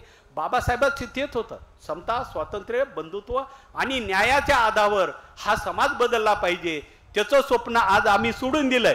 मी आता काही लोकांना राग येईल, पण बाबासाहेबांनी माऱ्याच्या जागा एवढ्यासाठी पटकावा म्हणल्या, तिथं जाऊन आपल्या लोकांना न्याय द्या. पण आपली माणसं न्याय द्यायला तयार नाहीत. आजही मोठमोठे ऑफिसर मी बघतो, एवढा पैसा या व्यवस्थेत, एक माणसं मोठी होत चाललेत आणि ती पुन्हा कधीच बाहेर फिरत नाहीत. मी अनेक असे ऑफिसर या निमित्तानं एक लेखक म्हणून बोलतो की क्लास 1 अधिकाऱ्याचे आई बाप त्या अधिकाऱ्याच्या घरामध्ये जाऊ शकत नाहीत. असे कितीतरी मी अधिकारी बघितले. ते आपल्या आई वडिलाला अस्पृश्य केलंय. ही नवीन अस्पृश्यता आपल्या देशामध्ये तयार होत आहे. एका अधिकाऱ्याच्या घरावर धाडी पिल्यानंतर 50 कोटी नगदी थप्प्याच्या थप्प्या मिळतात. अरे काय बाबासाहेबाचं तुम्ही वाटोळ करताय विचाराचं. तो पैसा तुम्ही तुमच्या समाजाला का वापरला नाही? इन्कम टॅक्सची धाड परेपर्यंत तुमच्या घरामध्ये पैसे जमा होतात. चळवळीच्या लोकांना मदत करत नाहीत. आज हे प्रतिष्ठान झालंय प्रई सोनकांबळेच्या नावानं, ह्याला पैसे मागत फिरावे लागतात. तुम्ही का देत नाही? या माध्यमातून नव्या मुलांना शिक्षण देण्यासाठी, त्यांना पुस्तकं खरेदी करण्यासाठी का पैसा बाहेर काढत नाहीत? ही एक शोकांतिका आहे. लक्ष्मण गायकवाड मोठा झाला, लगेच कुठल्या तरी एका पक्षामध्ये मिळाला आणि त्या पक्षामध्ये राहून त्यांची हांजी करत फिरला. ही व्यवस्था या महाराष्ट्रामध्ये आता तयार झालेली आहे. एक माणूस मोठा करायचा आणि त्याला तिथंच ठेवायचं. मी नवीन माहिती तुम्हाला सांगत होतो की खासदारकीच्या आमदारकीच्या जागा एवढ्यासाठी कमी केल्या. महाराष्ट्रामध्ये एक पद्धतशीर असं षडयंत्र आहे या व्यवस्थेमध्ये. आम्ही त्याला प्रस्थापित राज्यशाही नव्यानं उदयास महाराष्ट्रात आलेले आहे. ते आपल्या घराण्याशिवाय दुसऱ्याला जाऊ देत नाहीत. आम्हाला भटक्या विमुक्ताला असं का ठेवलं तर ह्यांचे खासदार आमदार निवडून येऊ नये, ह्यांची जनगणना होऊ नये, यांना आपल्या बरोबरीचं स्थान मिळू नये, हे पद्धतशीर या महाराष्ट्राने करून ठेवलं. हे कळायला लक्ष्मण गायकवाडला 40 वर्ष गेलेत. तुमच्या माहितीसाठी सांगतो, विमुक्त भटके ही काही संज्ञा नाही. हे फार मोठी फसवणूक आहे, घोर फसवणूक. कारण विमुक्त भटके तुम्हाला बजेटच नाही हो शिक्षणासाठी. 1000 आडात नाही तर पवऱ्यात कुठून येईल? ही मी कोणाला म्हटलं, काल परवा उपमुख्यमंत्री अजितदादाला म्हटलं, अरे आम्हाला बजेट तर बनवत नाही. लक्ष्मण गायकवाड, मी अजितदादा शब्द देतो की तुमच्यासाठी अजून बजेट बनवलं नाही. सर्वाला बनवलं, शेतात, मळ्यात, त्यांच्या तळ्यात.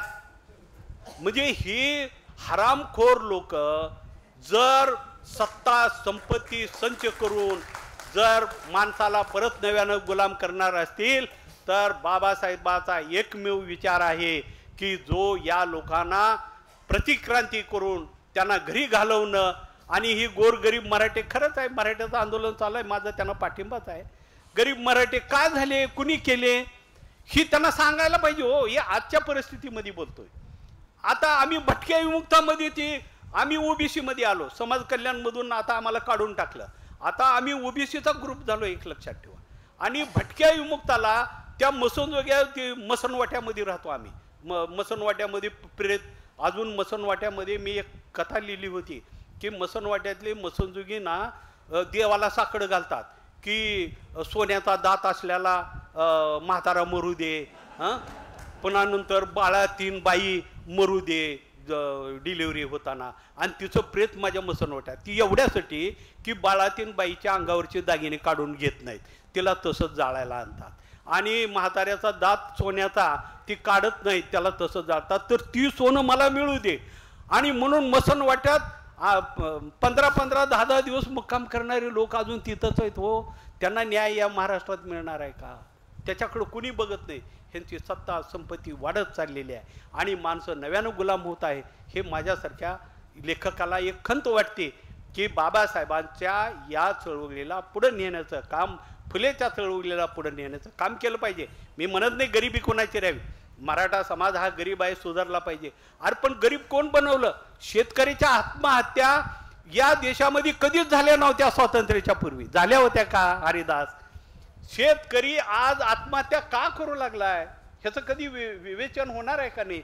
शेतकऱ्याचे पोरं सर्व निवडून गेलेत. ती म्हणतात आम्ही शेतकऱ्याचे पोरं आहोत. अरे तुम्हाला लाज वाटली पाहिजे बेशर्मानो. तुमच्या प्रॉपर्ट्या वाढत चालल्यात आणि शेतकरी आत्महत्या करू लागलाय. पोरग सत्तेवर आहे आणि बाप शेतात आत्महत्या करू लागलाय. अशी व्यवस्था महाराष्ट्रात पहिल्यांदा झालेली आहे. त्याच्याकडे कोण बघणार आहे? गरिबी कोण वाढवली? तर इथल्या जहागीरदार, सरदार आणि इथले पूर्वीच्या काळातले जमीनदार या लोकांच्या हातात सत्ता गेली. जमीनदार, सरदार आणि जहागीरदार हे गुलाम पाळायची सवय या देशामध्ये हजारो वर्षाची आहे आणि म्हणून ते कधीही या महाराष्ट्राला किंवा या देशाला न्याय देणार नाहीत. परत एकदा नवी क्रांती या देशामध्ये आली पाहिजे आणि अहिरे आणि नाहिरे वर्ग असा वेगवेगळा तयार होऊन एक नव्या क्रांतीचा उदय झाल्याशिवाय खऱ्या अर्थानं भारताला स्वातंत्र्य मिळालं असं मी कधीच म्हणणार नाही. आणि म्हणून ही आमची खंत आहे की या गोष्टीत आता मी खरं तर दलित चळवळ हे बोलताना मुद्दाम सांगेन की पूर्वी नवबद्धाचे आमदार राखीव मतदारसंघामधून निवडून यायचे, हमखास निवडून यायचे, कारण त्यांच्या एवढी हुशार माणसं नव्हते, अभ्यासू होते. विधानसभेमध्ये काय धुडगूस घालायचे, प्रश्न विचारायचे, ती जड चाललं इथल्या सत्ताधीशांना. आता त्यांनी पद्धतशीरपणे एक तर नवबद्ध झाल्याबरोबर खासदार आमदारकीच्या जागा कमी केल्या, त्याच्यानंतर आता राखीव जागा अशा केल्या की आपल्या सकाळी येऊन पाया पडणारे कोण वर्ग आहेत, आपल्याला नमस्कार करणारे कोण आहेत, आपल्याला सांगल ती कामं करणारे लोक कोण आहेत. मग जरा जवळचे वाटतात चांभार, मातंग, पुन्हा डोहोर, अशा लोकांचे पुन्हा उमेदवार येऊ लागले. आता तेही उमेदवार कमी होऊ लागले आणि आता डुप्लिकेट सर्टिफिकेट, खाटी, स्वामी, जंगम असे नवे नवे शोध चालू आहेत आणि त्याचे आमदार खासदार करत आहेत. म्हणजे तुमचा प्रतिनिधी येऊ द्यायचा नाही. नवबद्धांच्या लोकांसारखी माणसं निवडून आले तर आपल्याला त्रासदायक होतात. ते प्रश्न विचारतात, बरोबरीचा अधिकार मागतात. म्हणून राजकारणामध्ये कंप्लीट आउटडेट झालंय. आता बद्धाचे पूर्वी सर्व माणसं नवबद्धाचे आमदार असायचे, आता एक बी दिसत नाही. जास्तीत जास्त कवाडेसारखे किंवा आठवलेसारखे माणसं काही बी करा हो, आमचं काहीतरी करा बाबा, कुठंतरी बसवा, कुठंतरी बसवा, पण बसवा. मग विधान परिषदेवर घ्या, कुठं तर राज्यसभेवर घ्या, पण काहीतरी चुरूट मुरूट काहीतरी द्या. ही म्हणणारी आता आपण अनेक वर्गावारी झाली आहे आणि समाज आहे तिथेच आहे. समाजाचे प्रश्न अजूनही दोस्तो सुटलेले नाहीत, मिटलेले नाहीत. काही माणसं थोडेफार सुधारले, ह्याचा अर्थ सर्व माणसं सुधारले नाहीत. साहित्याचा आणि बाबासाहेबांचा विचार हा एकच आहे की सर्व समाज हा सुधारला पाहिजे, सर्व समाज हा समता स्वातंत्र्य बंधूच्या न्यायाने एकत्र आला पाहिजे. मी शेवटी एकच सांगतो की आता ओबीसी किंवा दलित वर्ग आणि इथला नाहिरे वर्ग हा एक झाला पाहिजे. त्याच्यात गरीब मराठा सुद्धा यायला हरकत नाही, पण मराठ्यांना अजून सवय लागली आहे की त्यांचा ताटूर भूमिका जात नाही, अजूनही छाती काढून चालतात किंवा मग सर्व गोष्टीसाठी. अरे आम्हाला बामण मारवाडी भीती नाही हो, बामण मारवाडी आम्हाला बघितलं की पळून जातात, पण हीच आम्हाला बलदंड आहेत ज्या मारायला, ठोकायला, गुलाम करायला. आणि पुन्हा म्हणतात आम्हाला मागासवर्गीय म्हणा, पुन्हा मागासवर्गीय. अरे मागासवर्ग म्हणायचं असेल तर खरंच मागासवर्गीय या, बुद्ध धर्म स्वीकारा, काहीतरी करा, कुठलं तर काहीतरी जवळ या ना. तुम्ही आमच्या राखीव जागा तुम्ही घ्या, पण बदल तरी तुमच्यामध्ये करा. नाही होत, पुन्हा नंतर ती शरद पवारकडे पळतील, ह्याच्याकडे पळतील, तिकडं काय जातील, इकडं काय जातील, सर्व वाटोळं करून टाकलं. मी या देशाला स्वातंत्र्य मिळालं असं म्हणणार नाही जोपर्यंत भटक्या विमुक्तांची माणसं मसनवाट्यातले मसनवाट्यात आहेत, पालावर आहेत आणि कैकाडी लोक फिरत आहेत, डक्कलवार आहेत. या देशामध्ये काय काय जाती करून ठेवल्यात आणि कधी जातील माहीत नाही.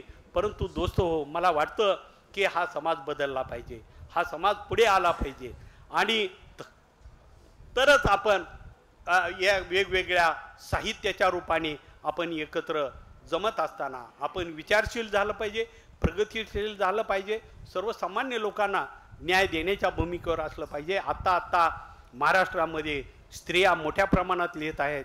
उर्मिला पवारसारखी बाई लिहित आहे. आता आमची चेतनाने पण पुस्तक लिहिलं आहे. खरं तर महिलांचं चरित्र येण्याची फार गरज आहे. महिला आजही दलितापेक्षा दलित आहेत. खरं तर कुटुंब संस्था हे येणाऱ्या काळात माझ्यासारख्याला वाटतं की उद्ध्वस्त झाली पाहिजे. कुटुंब संस्था हे गुलामीचे लक्षण आहेत. कारण कुटुंब संस्थेमध्ये गुलामीचे बीज रोवलेले आहेत.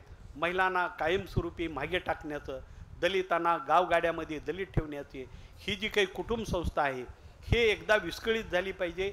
नव्यानं कुटुंब संस्था निर्माण झाल्या पाहिजे जिथं बुद्धाचं प्रेम असलं पाहिजे. खरं तर पुन्हा नंतर बुद्ध म्हणले की पुन्हा नंतर एका वेगळ्या ह्याच्याकडे घेऊन जातात की आपण दुसऱ्याला नाव ठेवतो की काय. खरं तर बुद्धाची फिलॉसॉफी जगामध्ये माणुसकीची आणि विश्वाला शांती देण्याची खरं तर फार मोठी फिलॉसॉफी आहे. आणि चार्वाकपासून आपण बुद्धापर्यंत आल्यानंतर बुद्ध हा एकमेव असा आहे. खरं तर बुद्ध काही देव बिव नाही, पण बुद्ध एक विचार आहे. हा विचार सर्व लोकांमध्ये प्रगट झाला पाहिजे. हा देश सुजलम सुखलम जर व्हायचा असेल तर मला वाटतं बुद्धाच्या अंगाने महात्मा फुले, बाबासाहेब आंबेडकर यांचा विचार सर्व लोकांमध्ये रुजला पाहिजे. आणि आपण एका नव्या विचारानं प्रई सोनकांबळ्यांचं आजच्या जन्मदिनादिवशी मी एवढं सांगेन की आपण आपल्यामधल्या तर जाती घालवूया. आपण तरी किमान दलित लोकांनी, अहो मला कधी कधी वाईट या गोष्टीचं वाटतं जोगदंड सर आणि कमलाकर कांबळे की आपलं आयुष्य गेलं. आता आम्ही काय बघतो आज चळवळी अशा धीम झाल्यात की किमान बुद्धाचा विचार आमच्या वडरापर्यंत कैकाड्यापर्यंत अजून येत नाही. काही माहीत नाही त्यांना. बाबासाहेब सुद्धा अजून नीट माहीत नाही काही लोकांना. ते आम्हाला नावं ठेवतात. तर आता एकाच वस्तीत कवाड्यांची संघटना, आठवलीची संघटना, पुन्हा प्रकाश आंबेडकरांची संघटना, एकाच रमाबाई नगरमध्ये बोर्ड लागलेले असतात. म्हणजे महारवाड्यामध्ये बोर्ड लागलेले असतात आणि त्याच्या बाहेर ती बोर्ड जायना झालेत. मी म्हणालो अरे जरा काही वडराच्या वस्तीवर एखादी बोर्ड लावा, कैकाड्याच्या, रामोशेच्या, तिकडं जातच नाही. आपला वर्ग वाढवा, हेच साहित्याचं काम आहे. साहित्य निर्मिती होण्यामागे माणसं माणसाची जोडा, तोडा नाही, माणसं माणसाची जोडा आणि नवा युग समतेचा, स्वातंत्र्याचा, बंधुत्वाचा आणण्याचा कार्यक्रम या देशात झाला पाहिजे. दोस्तो, या निमित्तानं मला तुम्ही सर्व प्रेम करणारे लोक एकत्र आलात. आपण कितीही बोललो तर आपलं दुःख खूप आहे. मी द्वेष भावनेनं कोणाला नाव ठेवण्यासाठी बोलत नाही, परंतु समाज सुधारला पाहिजे, तो पुढे गेला पाहिजे. आणि आपण साहित्याच्या या निमित्तानं आपण सर्व लोकांनी एक नव्यानं मोर्चे बांधणे या देशात झालं पाहिजे. आपण कोणाला द्वेष, हा वाईट आहे तो वाईट आहे असं म्हणणार नाही, पण जाती व्यवस्था एकदा संपली पाहिजे आणि एक नवी व्यवस्था निर्माण करण्यासाठी आपल्या देशामध्ये एक नवा लढा या देशात निर्माण होण्याची अपेक्षा करतो. आणि शेवटी एवढंच म्हणेन कि ये दीवार पर्दों की तरह हिलने लगी है, ये दीवार पर्दों की तरह हिलने लगी है, शर्त लेकिन थी कि बुनियाद हिलनी चाहिए. दोस्तों, सिर्फ हंगामा खड़ा करना मेरी आदत नहीं है. दोस्तों, सिर्फ हंगामा खड़ा करना मेरी आदत नहीं है. मेरी कोशिश है कि तुम्हारी सूरत बदलनी चाहिए, तुम्हारी सूरत बदलनी चाहिए. धन्यवाद. परत भेटूया. जय भीम. नमो बुद्धाय. खूप खूप धन्यवाद सर. खरं तर चार्वाकांपासून आत्तापर्यंत जेव्हा जेव्हा इथल्या प्रस्थापित व्यवस्थेच्या विरोधात आपण आवाज उठवण्याचा प्रयत्न केला, त्या प्रत्येक वेळेस तो आवाज दाबण्याचं काम इथल्या प्रस्थापितांनी केलं. आणि म्हणूनच जेव्हा अशी कार्यक्रम होतात त्यावेळेस असं म्हणावं वाटतं की राजत्यागाची शिक्षा ठोठावल्यावरही तथागत कुठे मागं सरला होता. राजत्यागाची शिक्षा ठोठावल्यावरही तथागत कुठं मागं सरला होता. धर्मपीठानं धर्मद्रोही ठरवूनही माझा तुकोबा कुठं डरला होता. तापलेल्या लाल बुंद्या सळ्या पाहून राजा संभाजी कुठं डरला होता. मनुवाद्यांच्या धमक्यांना आणि हमल्यांना घाबरून बा भीमा तरी कुठं बिथरला होता. साऊ मुक्ता जिजाऊ साऊ मुक्तांच्या धमन्यांनीही केलाच होता की प्रतिकार.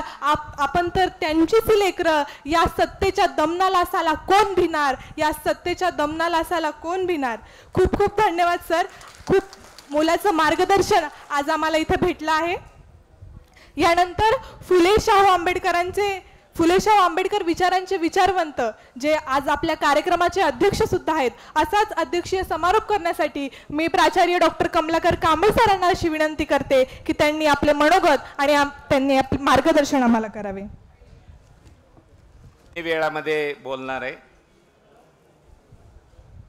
आजचे प्रमुख वक्ते आणि ज्यांनी आपल्या समोर मुक्त असे विचार मांडले ते आमच्या चळवळीतील मित्र, ज्यांचं उचल्या नावाचं पुस्तक खूप गाजलं आणि भटक्या विमुक्त चळवळीचे ते नेते आहेत, ते लक्ष्मण गायकवाड. दुसरे आमचे मित्र रवींद्रजी जोगदंड,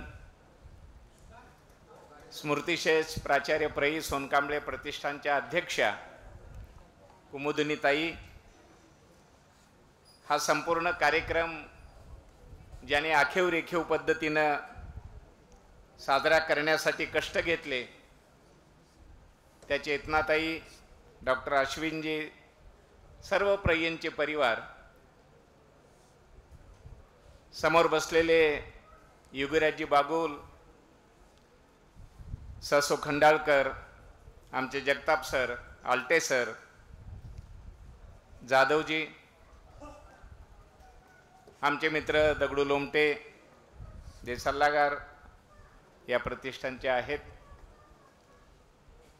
आठवणीचे पक्षी एक चिकित्सक अभ्यास असं पुस्तक ज्यांनी प्रकाशित केलं ते आतकरेजी आणि सर्व मित्रपरिवार. 15 ऑगस्टला स्वातंत्र्य मिळालं आणि 16 ऑगस्टला प्रचंड मोर्चा मुंबईमध्ये निघाला आणि त्या मोर्चाचं घोषवाक्य होतं, ये आजादी झूठी है, देश की जनता भूकी है. हे 15 ऑगस्टला स्वातंत्र्य मिळालंय आणि 16 ऑगस्ट 47ला लगेच मोर्चा निघतोय आणि मोर्चाचं नेतृत्व करतायत अण्णाभाऊ साठे. हे स्वातंत्र्य खोटं आहे. हे स्वातंत्र्य नेमकं कुणाला मिळालं?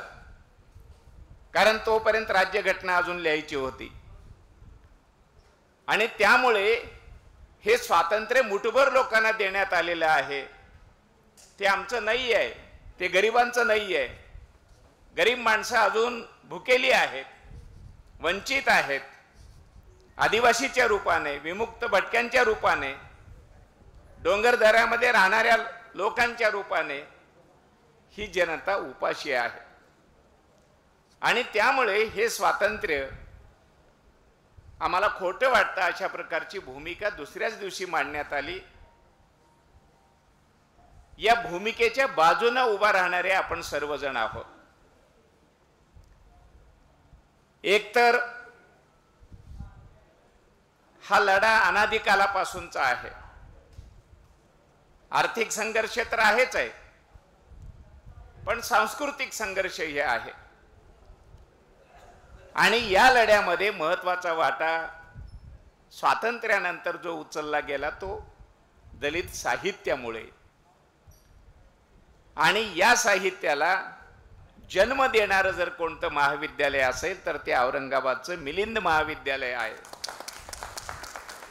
आणि मिलिंद महाविद्यालयाचे 25 वर्षाचे वार्षिकांक जर आपण सहज चालले तर दलित साहित्याचा, दलित आत्मकथनाचा, दलित कवितेचा जन्म या वार्षिक अंकामध्ये झालेला आहे याची प्रचिती आपणाला येते. पण दुर्दैव असं की हे अंक आता मिलिंदच्या लायब्ररीमध्ये सापडत नाहीत. पण त्यातल्या त्यात आशेचा किरण असा की ल.बा. रायमन यांच्या घरी 25 वर्षाचे अंक बाइंडिंग करून त्यांनी ठेवलेले आहेत. हे दस्तऐवज आहे. मिलिंदचे वार्षिक अंक हे आपल्या चळवळीचं, साहित्याचं दस्तऐवज आहे. कारण या वार्षिक अंकानेच प्रै सोनकांबळे यांनाही घडवलेलं आहे. यशवंत मनोहरांना घडवलं, योगीराज वाघमारेंना घडवलं. महाराष्ट्रातल्या पहिल्या पिढीतले साहित्यिक हे बहुधा मिलिंदचे विद्यार्थी आहेत किंवा मिलिंदचे प्राध्यापक आहेत. आता उल्लेख केला सूत्रसंचालकाने की बाबासाहेबांनी असं म्हटलं की ते येणारा विद्यार्थी मिलिंद व्हावा आणि येथे येणारे शिक्षक नागसेन व्हावेत. शिक्षक कसा असावा असं स्वप्न बाबासाहेबांनी पाहिलं होतं आणि त्यामुळे त्यांचे अनुयायी असणारे सर्व प्राध्यापक मंडळी जे बाबासाहेबांच्या सहवासातही होते आणि बाबासाहेबांच्या नंतरही मिलिंदच्या संस्कृतीमध्ये वाढत होते, त्यांनी जाणीवपूर्वक अनेक विद्यार्थ्यांना लिहितं केलं. या विद्यार्थ्यांच्या अनुभवाचे सदर आहेत.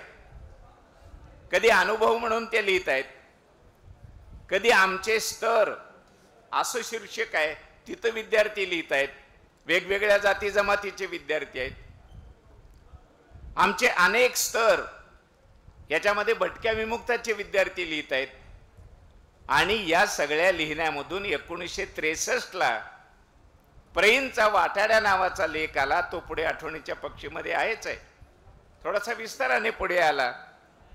तिथून प्रैंची जडणघडण सुरू झाली आणि अनेक वर्ष लेखन करत करत प्रैंचं आठवणीचे पक्षी हे आत्मकथन आलं आणि त्यानंतर अनेक आत्मकथनं मराठीमध्ये आली.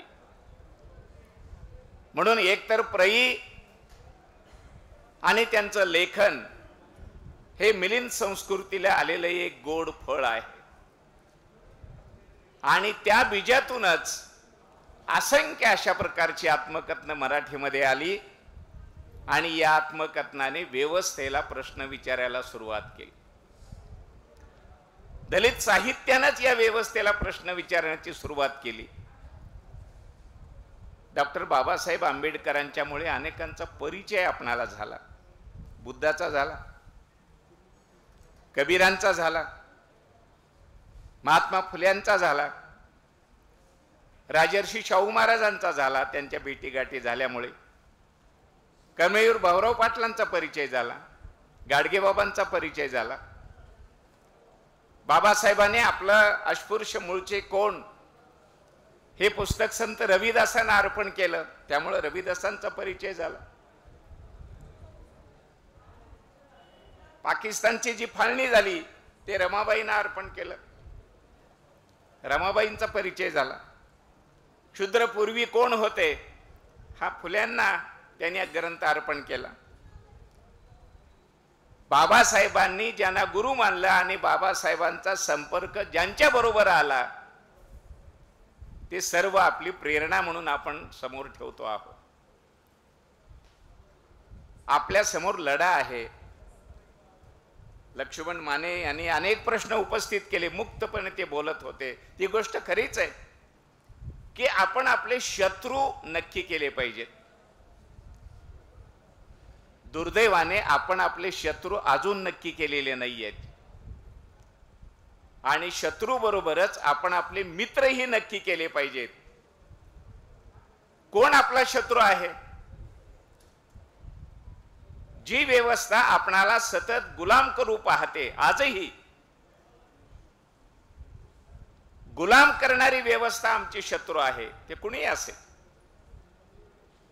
आम्हाला गुलाम करणारा जो पक्ष असेल तो आमचा शत्रू आहे.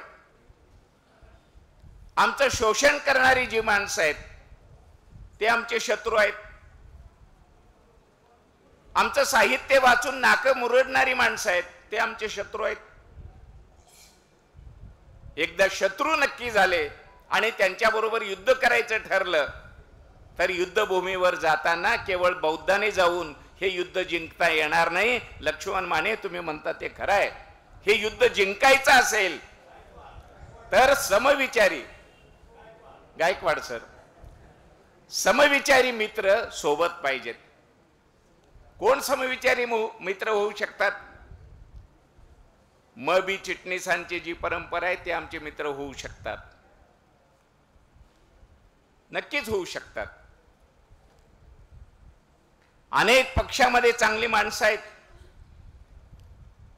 अनेक पक्ष आपल्या बाजूने उभे राहू इच्छितात, ते आपले मित्र होऊ शकतात. का नाही? तो भीम आर्मीचा आझाद निवडून आला, त्याला बरोबर घ्या.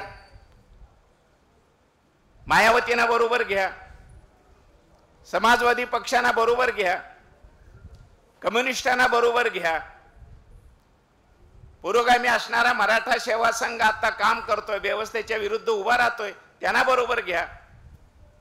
लक्ष्मण मानेंना घ्या, लक्ष्मण गायकवाडांना घ्या. या सगळ्यांना घेऊन या व्यवस्थेच्या विरुद्ध तुम्ही लढाई उभी केली तर ही लढाई जिंकता येईल. एकट्या बौद्धांनी ही लढाई जिंकता येणार नाही, एकट्या बौद्धांनी ही चळवळ पुढे जाणार नाही. हे गायकवाड सतत सांगत होती, ती गोष्ट खरी आहे. म्हणून आपली जबाबदारी जास्त आहे. बाबासाहेबांनी बौद्ध धर्म दिला, एक विचार म्हणून दिला. धर्म कमी पण नीतिमत्ता म्हणून दिला, एक क्रांतिकारी विचार म्हणून दिला. या जगामध्ये जेवढे धर्म आहेत त्यापैकी बौद्ध धर्म किंवा बुद्ध हा एकमेव धर्म संस्थापक असा आहे किंवा विचारवंत असा आहे, तो असं म्हणतो की मला प्रश्न विचारा. आणि बाकीचे सगळे धर्म असं म्हणतात प्रश्न विचारायचे नाहीत. आम्ही म्हणतो ते फायनल, आम्ही म्हणतो ते अंतिम, आम्ही सांगतो तेच अंतिम, आम्हाला प्रश्न विचारायचे नाहीत. बुद्ध म्हणतो मला प्रश्न विचारा. एवढंच नव्हे तर बुद्ध असं म्हणतो मी जे काही सांगतो आहे ते सत्याच्या कसोटीवर उतरते का नाही तेही बघा, काळाच्या कसोटीवर उतरते की नाही तेही बघा. जर ते काळाच्या कसोटीवर उतरत असेल, सत्याच्या कसोटीवर उतरत असेल, मी सांगितलेलं तत्वज्ञान लोककल्याणासाठी असेल तर ते माना. नाही तर मी सांगतोय म्हणून माझा विचार मांडण्याची आवश्यकता नाही. स्वतःला समीक्षेच्या कक्षेमध्ये आणणारा हा विचारवंत आहे की माझी समीक्षा करा, माझी चिकित्सा करा, असं बुद्ध सांगतो. न्यूटनच्याही अगोदर, आईन्स्टाईनच्याही अगोदर बुद्धाने प्रतित्य समुत्पादाचा सिद्धांत मांडला, कार्यकारण भावाचा सिद्धांत मांडला. दुर्दैवाने प्रचारात आम्ही कमी पडलो किंवा ज्यांच्याकडे देशाचं त्या काळातलं नेतृत्व होतं, सांस्कृतिक नेतृत्व, त्यांनी जाणीवपूर्वक सांगितलं नाही. बुद्ध सांगतो की इथं धूर निघत असेल ना तर त्याला कारण आहे, विनाकारण धूर निघत नाही. न्यूटनने काय सांगितलं? हेच सांगितलं, फळ खाली का पडतं त्याला कारण आहे. कार्यकारण भावाचा सिद्धांत जगात पहिल्यांदा बुद्धाने मांडला. बुद्ध हे पहिले शिक्षण तज्ञ आहेत, प्लेटो दुसरे आहेत. पण दुर्दैवाने प्लेटोलाच आपण पहिलं म्हणतो. बुद्ध पहिले शिक्षण तज्ञ आहेत. बुद्ध असं म्हणतो की आत्मदीप भव, स्वयंप्रकाशित व्हा, परप्रकाशित राहू नका. लातूर पॅटर्न काय? लातूर पॅटर्न परप्रकाशित आहे, ते शिकवणार, आम्ही शिकणार. 95चे मुलं लातूरमध्ये जातात, 95% असलेले काय शिकवत असतील ते? एका विषयाला 30,000 घेतात. असे 90,000 लातूरला द्यावे लागतात. ट्युशन घेणाऱ्याला पाणी विकत घ्यावं लागतं, आंघोळीचं वेगळं विकत घ्यावं लागतं, पिण्याचं वेगळं घ्यावं लागतं, तेही कमी पडलं तर रेल्वेनं पाणी आणावं लागतं. असा लातूर पॅटर्न आहे. बुद्ध म्हणतो स्वयंप्रकाशित व्हा. आपल्याकडे बुद्धिमत्ता आहेच आहे, तिला विकसित करा, तिला प्रकाशित करा. सगळ्या माणसांना अवयव सारखेच दिलेले आहेत, तिचा वापर कसा करतो त्यावरून ते अवलंबून आहे. दोन्ही डोळ्याने आपण समान पाहतो म्हणून डोळ्यांचा आकार सारखाच आहे, पण उजव्या हाताचा वापर जास्त करतो, उगीच वाटतं की उजवा हात जास्त बळकट आहे. मारामाऱ्या करायला तोच, लिहायला तोच, काही घ्यायला तोच, उचलायला तोच. त्यामुळे तो जरा वापर जास्त झाला की बळकट होतो, डाव्याचा वापर कमी होतो. तसंच बुद्धिमत्तेचा आहे ना, वापर करा. बुद्ध म्हणतो स्वयंप्रकाशित. की ही जी लढाई आहे, ही लढाई आपण जाणीवपूर्वक लढली पाहिजे, जाणीवपूर्वक पुढे नेली पाहिजे. या दृष्टीने प्र. सोनकांबळे प्रतिष्ठानचं जो हा कार्यक्रम आहे, अनेक कार्यक्रम त्याने घेतले, परंतु वार्षिक हा मोठा कार्यक्रम गेल्या वर्षापासून आपण घेतो आहोत. मला वाटतंय हे प्रबोधनाचं चर्चासत्र आहे, 2 पावलं पुढे जाण्याचं हे चर्चासत्र आहे. सिंह हा जंगलाचा राजा असतो आणि तो पुढे जात असताना मागे वळून पाहतो. आता खरं म्हणजे सिंह जंगलाचा राजा आहे, त्याला मागे वळून पाहण्याचं काही काम आहे का? पण तोही मागे वळून पाहतो. कदाचित असं असेल की कुठून मी निघालो, किती अंतर माझं चालून झालं आणि अजून किती अंतर चालायचं आहे, याच्यासाठी सिंह मागे वळून पाहतो. त्याला मराठीमध्ये सिंहावलोकन असा शब्द आहे, चांगला शब्द आहे. चळवळीमध्ये काम करणारे आपण सर्वजण सिंहावलोकन केलं पाहिजे, मागे वळून पाहिलं पाहिजे. कुठून निघालो आपण, आता नेमकं कुठे उभे आहोत आणि अजून किती अंतर आपणाला चालायचं आहे, याचं गणित नीटपणे चळवळीतल्या मोरक्यांनी, चळवळीतल्या कार्यकर्त्यांनी, आपण सर्वांनी केलं पाहिजे. तर खऱ्या अर्थाने चळवळ यशस्वी होऊ शकेल. योगायोगाने बाबासाहेबांनी सांगितलं आणि त्याची अंमलबजावणी आपण केली, त्याच्यामुळं शिक्षण मिळालं, चांगली घरं बांधता आली, चांगल्या नोकऱ्या मिळाल्या, एक विचार देणारा धर्म मिळाला. आता आपणाला जी मागे राहिलेली मंडळी आहेत त्यांना बरोबर घेता आलं पाहिजे. नेहमी दलित चळवळीतल्या कार्यकर्त्यांनी, नेत्यांनी समविचारी मित्रांचा शोध घेतला पाहिजे. चळवळ यशस्वी करायची असेल तर आपल्या विचाराचे अनेक मित्र आहेत समाजामध्ये, त्यांना बरोबर घेतलं पाहिजे, तर चळवळ यशस्वी होईल. फार मोठा लढा अजून लढायचा आहे. बाबासाहेब म्हणतात त्याप्रमाणे क्रांती प्रतिक्रांती असा संघर्ष चालूच राहणार आहे. जर प्रतिक्रांती पुढे येत असेल तर आपण क्रांती केली पाहिजे. आपण केलेली क्रांती जशी आहे तशी ठेवायची असेल तर येणारी प्रतिक्रांती रोखता आली पाहिजे. दलित चळवळीमुळे, दलित साहित्यामुळे, बाबासाहेबांच्यामुळे, फुल्यांच्यामुळे, राजर्षी शाहू महाराजांच्यामुळे आपण प्रश्न विचारायला लागलो, प्रश्न उपस्थित करायला लागलो. ही काही साधी बाब नाहीये. नाहीतर काय शिकवलं गेलं, कोणतं फूल चांगलं, काय नाही, गुलाबाचं फूल चांगलं. कशामुळे चांगलं माहित नाही. त्यांनी चांगलं म्हटलं की आम्ही चांगलं म्हटलं, पण आता म्हणणार नाही. लक्ष्मण गायकवाडांचं म्हणणं असं की धोत्र्याचं फूल चांगलं आहे, ते सुंदरीय आहे, महादेवाला वाहताही येतं, गुलाबाला कुठं वाहता येतं कुठं. सुगंध कशाचा चांगला आणि मोगऱ्याचा चांगला. कशामुळे मोगऱ्याचा चांगला? व्यक्तिपरत्वे सुगंध बदलू शकतो. लक्ष्मण गायकवाडला असं वाटेल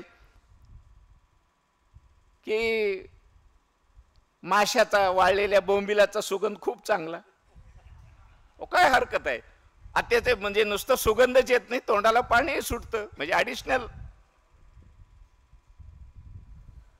ज्या पारंपरिक कसोट्या आहेत त्या कसोट्याला आपण प्रश्न विचारायला लागलो. का गुलाब चांगला, का मोगऱ्याचा सुगंध चांगला, का हे पुस्तक चांगलं, का ही समीक्षा चांगली, कशामुळे?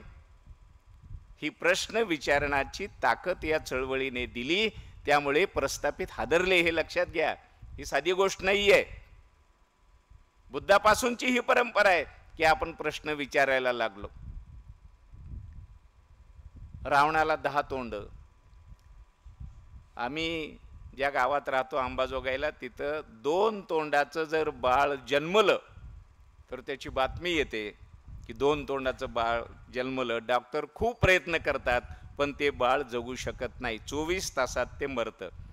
10 तोंडाचा रावण अजूनही जिवंतच आहे म्हणतात. कसं शक्य आहे हो?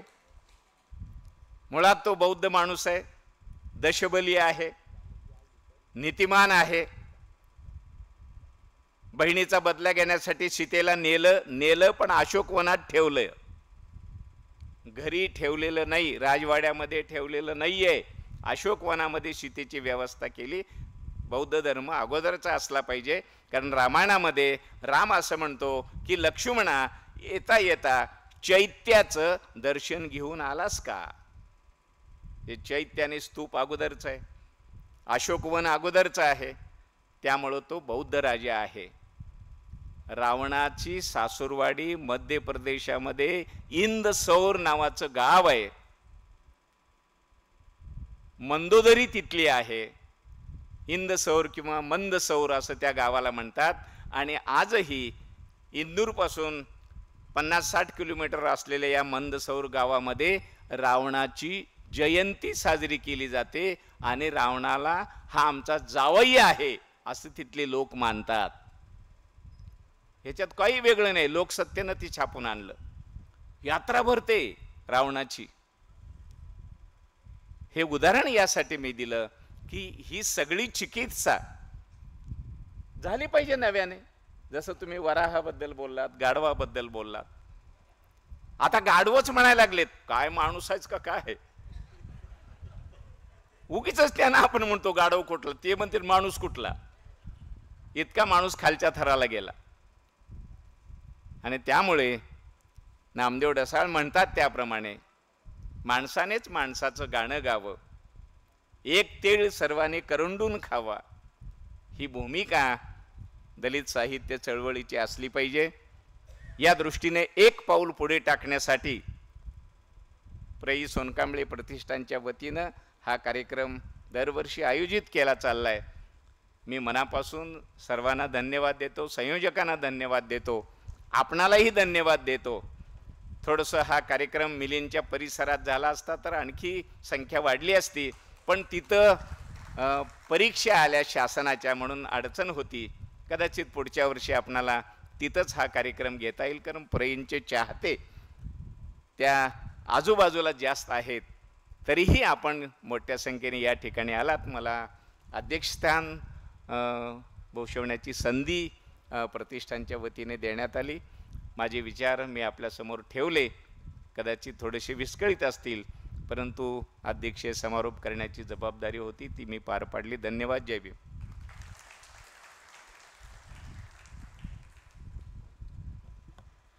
धन्यवाद सर. खूप मोलाचं मार्गदर्शन केलं. अगदी मार्मिक आणि उत्साह, ते ऐकून नक्कीच आपल्या शरीरामध्ये देखील उत्साह निर्माण झाला. आणि आपण देखील हे सगळे विचार घेऊन हा कार्यक्रम संपल्यानंतर या सभागृहाबाहेर पडू असं मला वाटतं. यानंतर आभार प्रदर्शनासाठी मी नवनाथ गोरे सर, सल्लागार समिती अध्यक्ष, सल्लागार समिती सदस्य यांना विनंती करते की त्यांनी आभार प्रदर्शन करावं. आजच्या कार्यक्रमाचे अध्यक्ष जे बोलले की हा कार्यक्रम नागसेनवनातच व्हायला पाहिजे होता आणि हा नियोजित पद्धतीने नागसेनवनामध्येच होणार होता, परंतु महाराष्ट्र शासनाच्या MPSCच्या परीक्षा ह्या आज पूर्वनियोजित होणार होत्या आणि हा कार्यक्रम नियोजित झाल्याच्या नंतर त्या परीक्षा पुन्हा रद्द झाल्या. त्यामुळे एका तांत्रिक अडचणीमुळे आपल्याला हा कार्यक्रम येथे घ्यावा लागलेला आहे. यानंतरचे सरांनी उद्घोष केल्याप्रमाणे पुढील सर्व कार्यक्रम नागसेन वनातच होतील. प्राचार्य प्र. सोनकांबळे प्रतिष्ठान आयोजित या विशेष व्याख्यान व गुणवंत विद्यार्थी सत्कार सोहळ्याचे अध्यक्ष आदरणीय प्राचार्य डॉक्टर कमलाकर कांबळे सर यांचे मी मनस्वी आभार व्यक्त करतो. तसेच या कार्यक्रमासाठी प्रमुख उपस्थितीत लाभलेले माननीय रवींद्र जोगदंड साहेब स्मार्ट सिटीचे उपमुख्य कार्यकारी अधिकारी यांचेसुद्धा मी आभार व्यक्त करतो. ख्यातनाम वक्ते लेखक माननीय लक्ष्मण गायकवाड सर यांनी आपल्याला बहुमोल असं मार्गदर्शन केलं, त्याबद्दल त्यांचेसुद्धा आभार व्यक्त करतो. या प्रतिष्ठानच्या अध्यक्षा आदरणीय कुमुदिनी सोनकांबळे आई यांचेसुद्धा मी या प्रसंगी आभार व्यक्त करतो. या सोहळ्याचे प्रास्ताविक ज्यांनी केले त्या या डॉक्टर चेतना सोनकांबळे मॅडम यांनी या प्रतिष्ठान मागील भूमिका विशद केली आणि जे विविध उपक्रम आहेत त्याबद्दल माहिती दिली, त्यांचेसुद्धा मी आभार व्यक्त करतो. जे गुणवंत आणि सत्कारमूर्ती विद्यार्थी होते त्यामध्ये आदित्य कावळे, मोहिनी कांबळे आणि धम्मपाल गुरचर या सत्कारमूर्तीचे सुद्धा मी आभार व्यक्त करतो. त्यासोबतच मंचावरील डॉक्टर किरण कांबळे सर, थोर साहित्यिक योगीराज बागुल सर, भंते नागसेन यांचेसुद्धा मी आभार व्यक्त करतो. त्यासोबतच या कार्यक्रमासाठी अनेक मान्यवर उपस्थित राहिले होते. त्यामध्ये माननीय किशोर पाटील सर हे खरं तर साहित्याचे मोठे चिंतक आहेत, अभ्यासक आहेत, ते उपस्थित राहिले, त्यांचे आभार व्यक्त करतो. त्यासोबतच K E. Haridas sir, doctor Parshuram Gimekar sir, doctor Pramod Duthade sir, कवी Bhagwan Sawai sir, doctor Venkatesh Lamb, doctor Purushottam Deshmukh, doctor Kailas Ambore, doctor Bhaskar Sathe, doctor Rajesh Karpe, doctor Sanjay Shinde यांचेही मी या प्रसंगी आभार व्यक्त करतो. हा हॉल नाट्यगृह उपलब्ध करून देण्यासाठी आमचे मार्गदर्शक असलेले प्राध्यापक डॉक्टर ऋषिकेश कांबळे सर यांचे मी मनस्वी आभार व्यक्त करतो. त्यासोबतच साहित्य परिषदेचे डॉक्टर दादा गोरे सर, माननीय के.एस. आतकरे बापू आपल्यात उपस्थित आहेत, त्यांचे आभार व्यक्त करतो. तसेच प्राचार्य कौतिकराव ठाले पाटील, माननीय बाबा भांडसर यांचे आभार व्यक्त करतो. सल्लागार मंडळातील माननीय दगडूदादा लोमटे यांचे मी या हॉल उपलब्ध करून देण्याबद्दल त्यांनी मदत केली, त्यांचे आभार व्यक्त करतो. कवी नातू पोगे सर, भीमसेनदादा कांबळे हे वेळात वेळ करून आपल्यात उपस्थित राहिलेले आहेत. द पीपल्स सोसायटी या विशेषांक आपण ज्यांचा इथे प्रकाशित केला त्याचे संपादक डॉक्टर हनी सोनकांबळे सर, तसेच वार्ता सम्राट कोल्हापूर येथून प्र. सोनकांबळे सर विशेषांक ज्यांनी काढला ते प्रकाश कांबळे संपादक यांचे मी या प्रसंगी आभार व्यक्त करतो.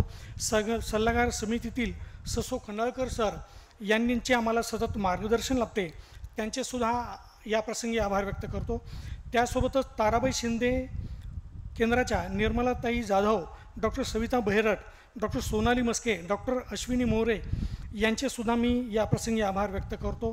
त्यासोबतच या कार्यक्रमासाठी जी ध्वनिफीत केलेली होती ते doctor Ganesh Shinde sir, doctor Vijay Mutunale sir जे उस्मानाबादून यांनी विशेष सहकार्य केले, त्यांचेसुद्धा मी आभार व्यक्त करतो. तांत्रिक सहाय्यामध्ये डॉक्टर मिलिंद सोनकांबळे सर यांचेसुद्धा मी आभार या प्रसंगी व्यक्त करतो. प्राचार्य डॉक्टर इंद्रजित आलटे सर, प्राचार्य वामनराव जगताप सर, प्राचार्य डॉक्टर एस.डी. जाधव सर, प्राचार्य डॉक्टर किशोर साळवे सर, प्राचार्य डॉक्टर नवनाथ आघाव सर, प्राचार्य वानखेडे सर, प्राचार्य सुशील बोर्डे सर, प्राचार्य major Jagtap sir, doctor Vaishali Bodade, advocate Sangpal Bharsagale, साहित्यिक सुदाम मगर सर, अनेक नावे घेता येतील. सभागृहामध्ये अत्यंत मोठमोठी महनीय व्यक्ती आहेत, लेखक आहेत, शिक्षण आणि विद्यापीठाच्या विविध प्राधिकरणाचे प्रमुख आहेत. त्या सर्वांची नावं या प्रसंगी वेळेअभावी मला घेता येणं शक्य नाही आहे, त्यांची माफी मागतो. यासोबतच सोनकांबळे परिवार आणि वानखेडे परिवारातील सर्व सदस्य या कार्यक्रमासाठी आणि प्रतिष्ठानसाठी महत्त्वाचा जे वेळ देत आहेत, प्रसिद्ध असतील डॉक्टर अश्विन असतील, डॉक्टर चेतना, डॉक्टर मनोज यांचे मी आभार व्यक्त करतो. सल्लागार समितीमधले सर्व सदस्य आहेत त्यांचं मी इथे नामोल्लेख वेळेअभावी करणार नाही आहे, परंतु या अंकासाठी ज्यांनी विशेष लेखन केलं आहे त्यामध्ये डॉक्टर परशुराम गिमेकर सर आहेत, डॉक्टर रेखा मेश्राम, कवी नातू पोगे सर आहेत, प्राचार्य इंद्रजित आलटे सर आहेत, doctor Aruna Lokhande madam, doctor Milind Wahule, doctor Manohar Sirsat sir आणि डॉक्टर वाल्मिकी अहिरे या सर्वांचे सुद्धा मी आभार व्यक्त करतो. या प्रतिष्ठानाला ज्यांचं आर्थिक पाठबळ लाभतं, तसं मार्गदर्शन लाभतं अशा सीमा वर्मा, गेडाम परिवार, वानखेडे परिवार, दहाट परिवार, गवळी परिवार, वानखेडे परिवार, जाधव परिवार आणि झेंडे परिवार यांचेसुद्धा मी आभार व्यक्त करतो.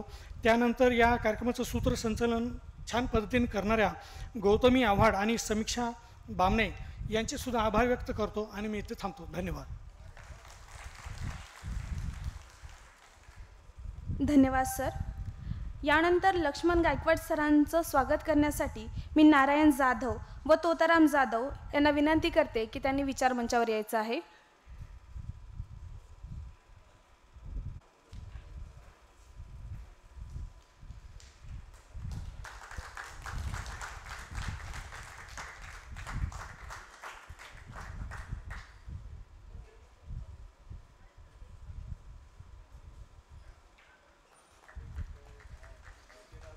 प्रबुद्ध पंचशील सामाजिक शैक्षणिक संस्था वर्धा अध्यक्ष डॉक्टर प्रगती प्रतीक पंचशील उर्फ डॉक्टर सुकेराणी थोरात यांना मी विनंती करते की त्यांनी प्रई सोनकांबळे प्रतिष्ठान अध्यक्षा आदरणीय कुमुदिनी सोनकांबळे मॅम यांचा सन्मान करावा.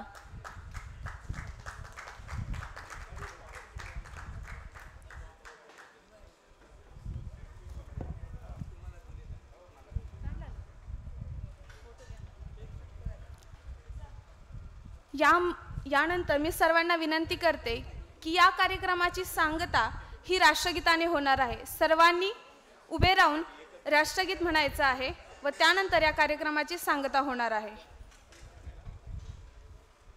जय हे भारत भाग्य विधाता, पंजाब सिंध गुजरात मराठा द्राविड उत्कल बंगा, विंध्य हिमाचल यमुना गंगा उच्चल जलधि तरंग, तव शुभ नामे जागे, तव शुभ आशीष मागे, गाहे तव जय गाथा, जनगण मंगलदायक जय हे भारत भाग्य विधाता, जय हे जय हे जय हे जय जय जय जय हे. मी यानंतर सोनकांबळे परिवाराला विनंती करते की त्यांनी स्टेजवर यायचं आहे. एका सामूहिक फोटोग्राफसाठी सोनकांबळे परिवाराला विनंती करते की त्यांनी विचार मंचावर यायचं आहे.